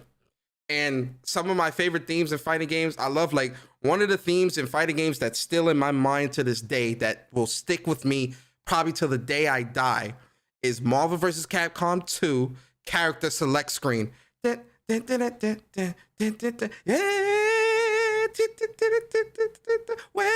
that song? Mm-hmm. Marvel vs. Capcom on the ride. Gonna take it for the ride. Gonna take it for the ride. Yo, and then the other one where she's like, well, going in. Yo, incredible. I love JRPG music, and I think fighting games overall edges it out by a smidget. Because fighting game, I can listen to fighting game music all day. There's times like JRPG music I'll listen to like when I'm just relaxing, chilling, when I'm playing, like working or whatnot. But a fighting game music, there's a scenario within your life for fighting game music in every aspect. Working out, playing a game, that's whatever, bruh. Like, I'll say fighting game music for me edges out on a collective, personally. You know what I mean? One fighting game music I can play all day, every day. Tekken 5, I think it's called like Dark Lit Moon or something like that. It's a stage music. And it's like, ding, ding, ding, ding, ding. Go and Google that right now. Look that up. Bruh, I can play that joint all day, every day, no matter what it is, bruh. There's times I just be just chilling, just listening to that, ding, vibing. But don't get it twisted. I think RPGs, those really true, those are like my top two when it comes to game music is RPGs and fighting game music. I have them joints downloaded on my phone. I listen to them all the time. But yeah, I'll edge it out to fighting games just a little bit over RPGs. But then now we have like a game like Octopath Traveler that came out, and Galdera's theme, Val the Wicked theme in that joint, fire. You know what I mean? So yeah, RPGs is definitely close up there, to be honest with you. But I edge it out. I give fighting game the edge. Sure. You know, it's a cool fighting game OST to listen to. Chaos Code. Chaos Code. Y'all ever listen to Chaos Code? I know Persona have Chaos Code too. Still works. Classic, boy. I love that music. Yeah. Chaos Code, fighting game. Go listen. Oh, Chaos Code. Chaos Code music is great. I love Chaos Code. Go YouTube. Chaos Code OST and let's let that jump vibe. RPG music just, I don't know, for me, man, it just edges it out for me personally, because especially with like Octopath Traveler 2, Timberrain, I'll stand there for like 20 minutes, man, just like, oh yeah, facts. Like that music is still very stuck in my head. Final Fantasy music, come on, man. Tales of Arise music, Tales of Berseria music. I love Tales of Berseria music. Nino Kuni music. I'm giving it to RPGs, man. I'm giving it to the RPGs, man. Great question by Bird, man. Great question. I ain't against it. Yeah. You go either or, to be honest with you. Yes, sir. Shout out to Bird, man. Appreciate you for the topic for this month, man. Shout out to you. Last but not least, man, we got Upchuckgaming, man. Plus on Block boys in the building. Remember, guys, Plus on Block podcast every Friday, 8:30 Eastern time with Plus on Block with Chuck and Dre.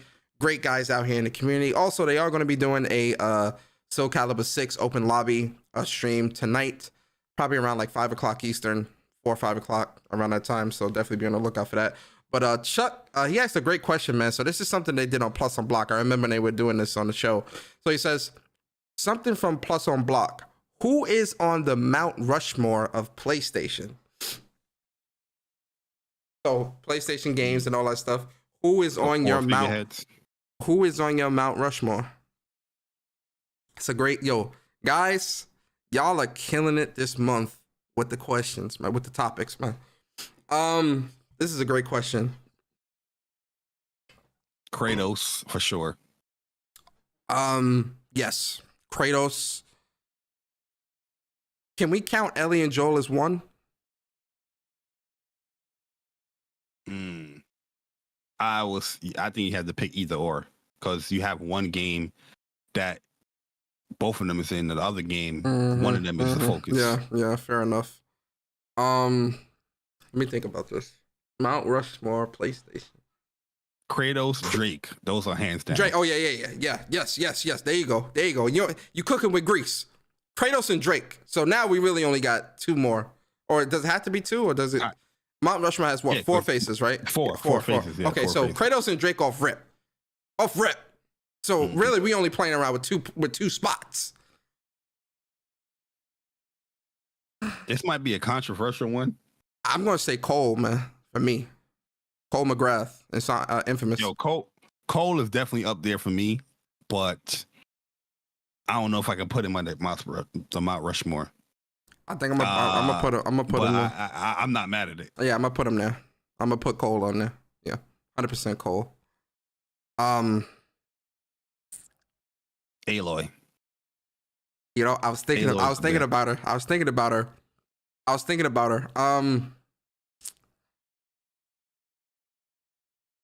Aloy's up there.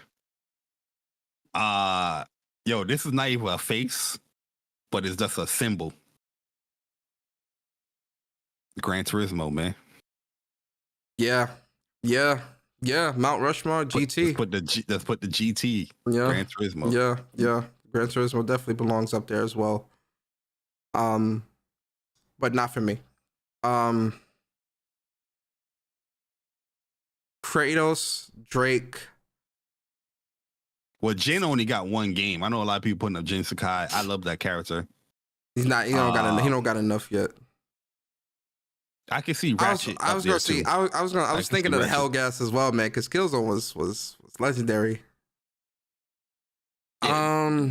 Not nowadays, people that like PlayStation say they don't care about Killzone, but I don't know how. That's bullshit. It's not like Killzone was not critically acclaimed. It was. Yeah. It's just the last game wasn't their biggest outing.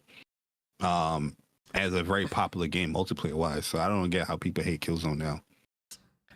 I'm gonna give it to Kratos, Drake. Who I say my third was? I forgot already. Aloy. Yeah, I'll say Aloy for 3. And then my last one will be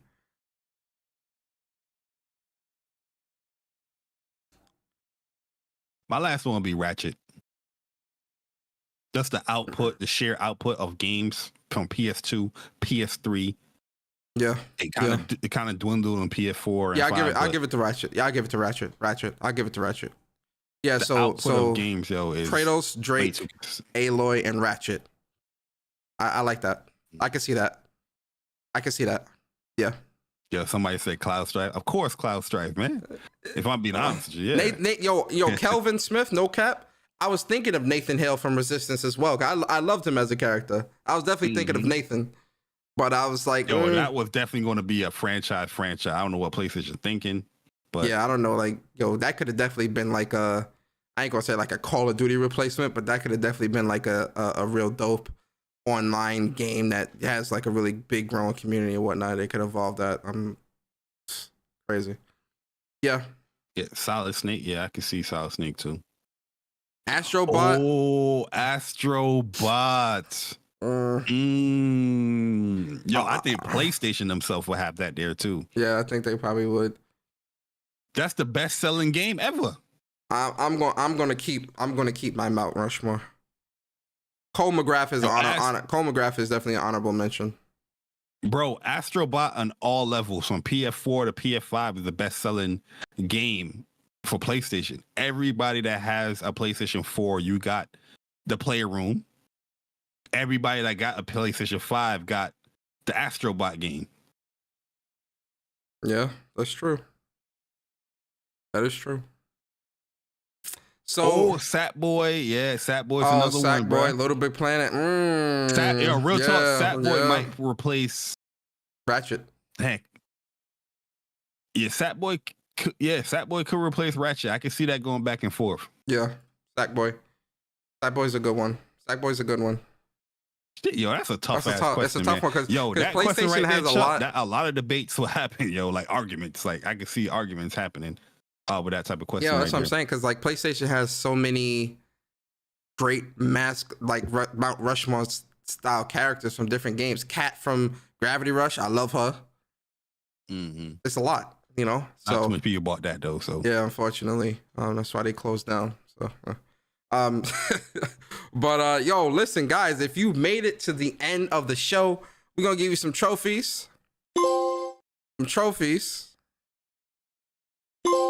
Some more trophies.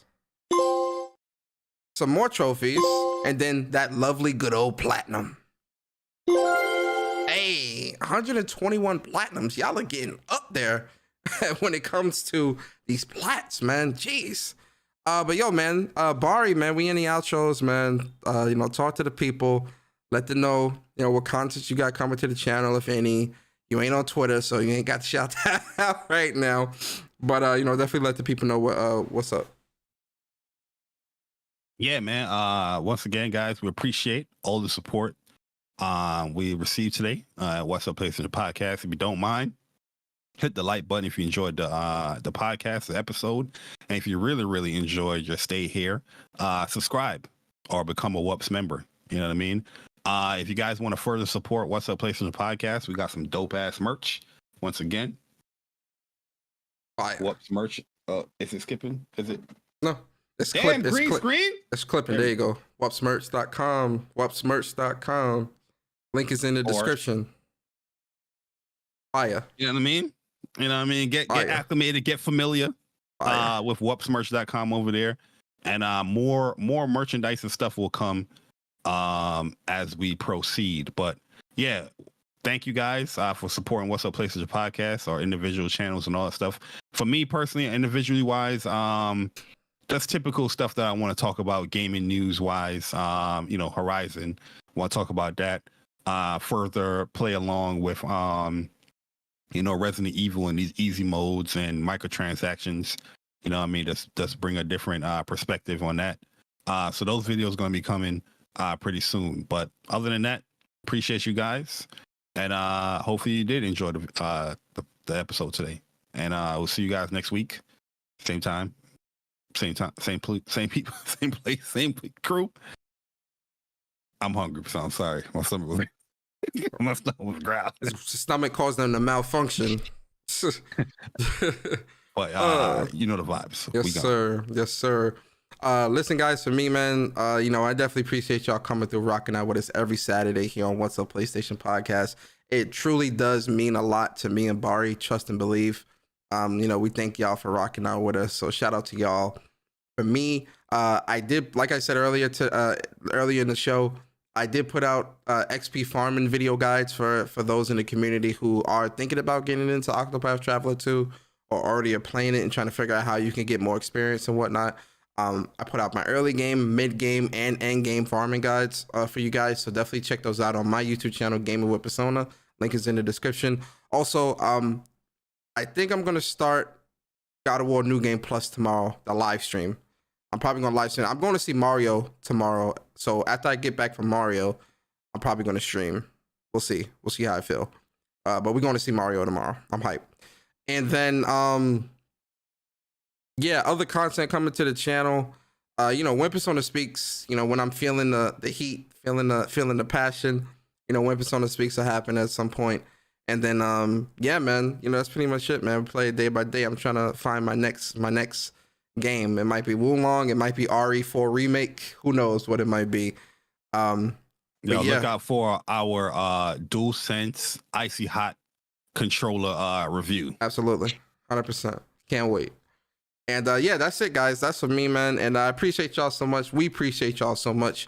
We hope you guys have a great weekend. Enjoy, be safe, and we'll see you guys same time, same place, same crew, the WUPS crew. And always remember, What's Up PlayStation Podcast is a podcast for the community, by the community. We'll see you guys next Saturday. Peace.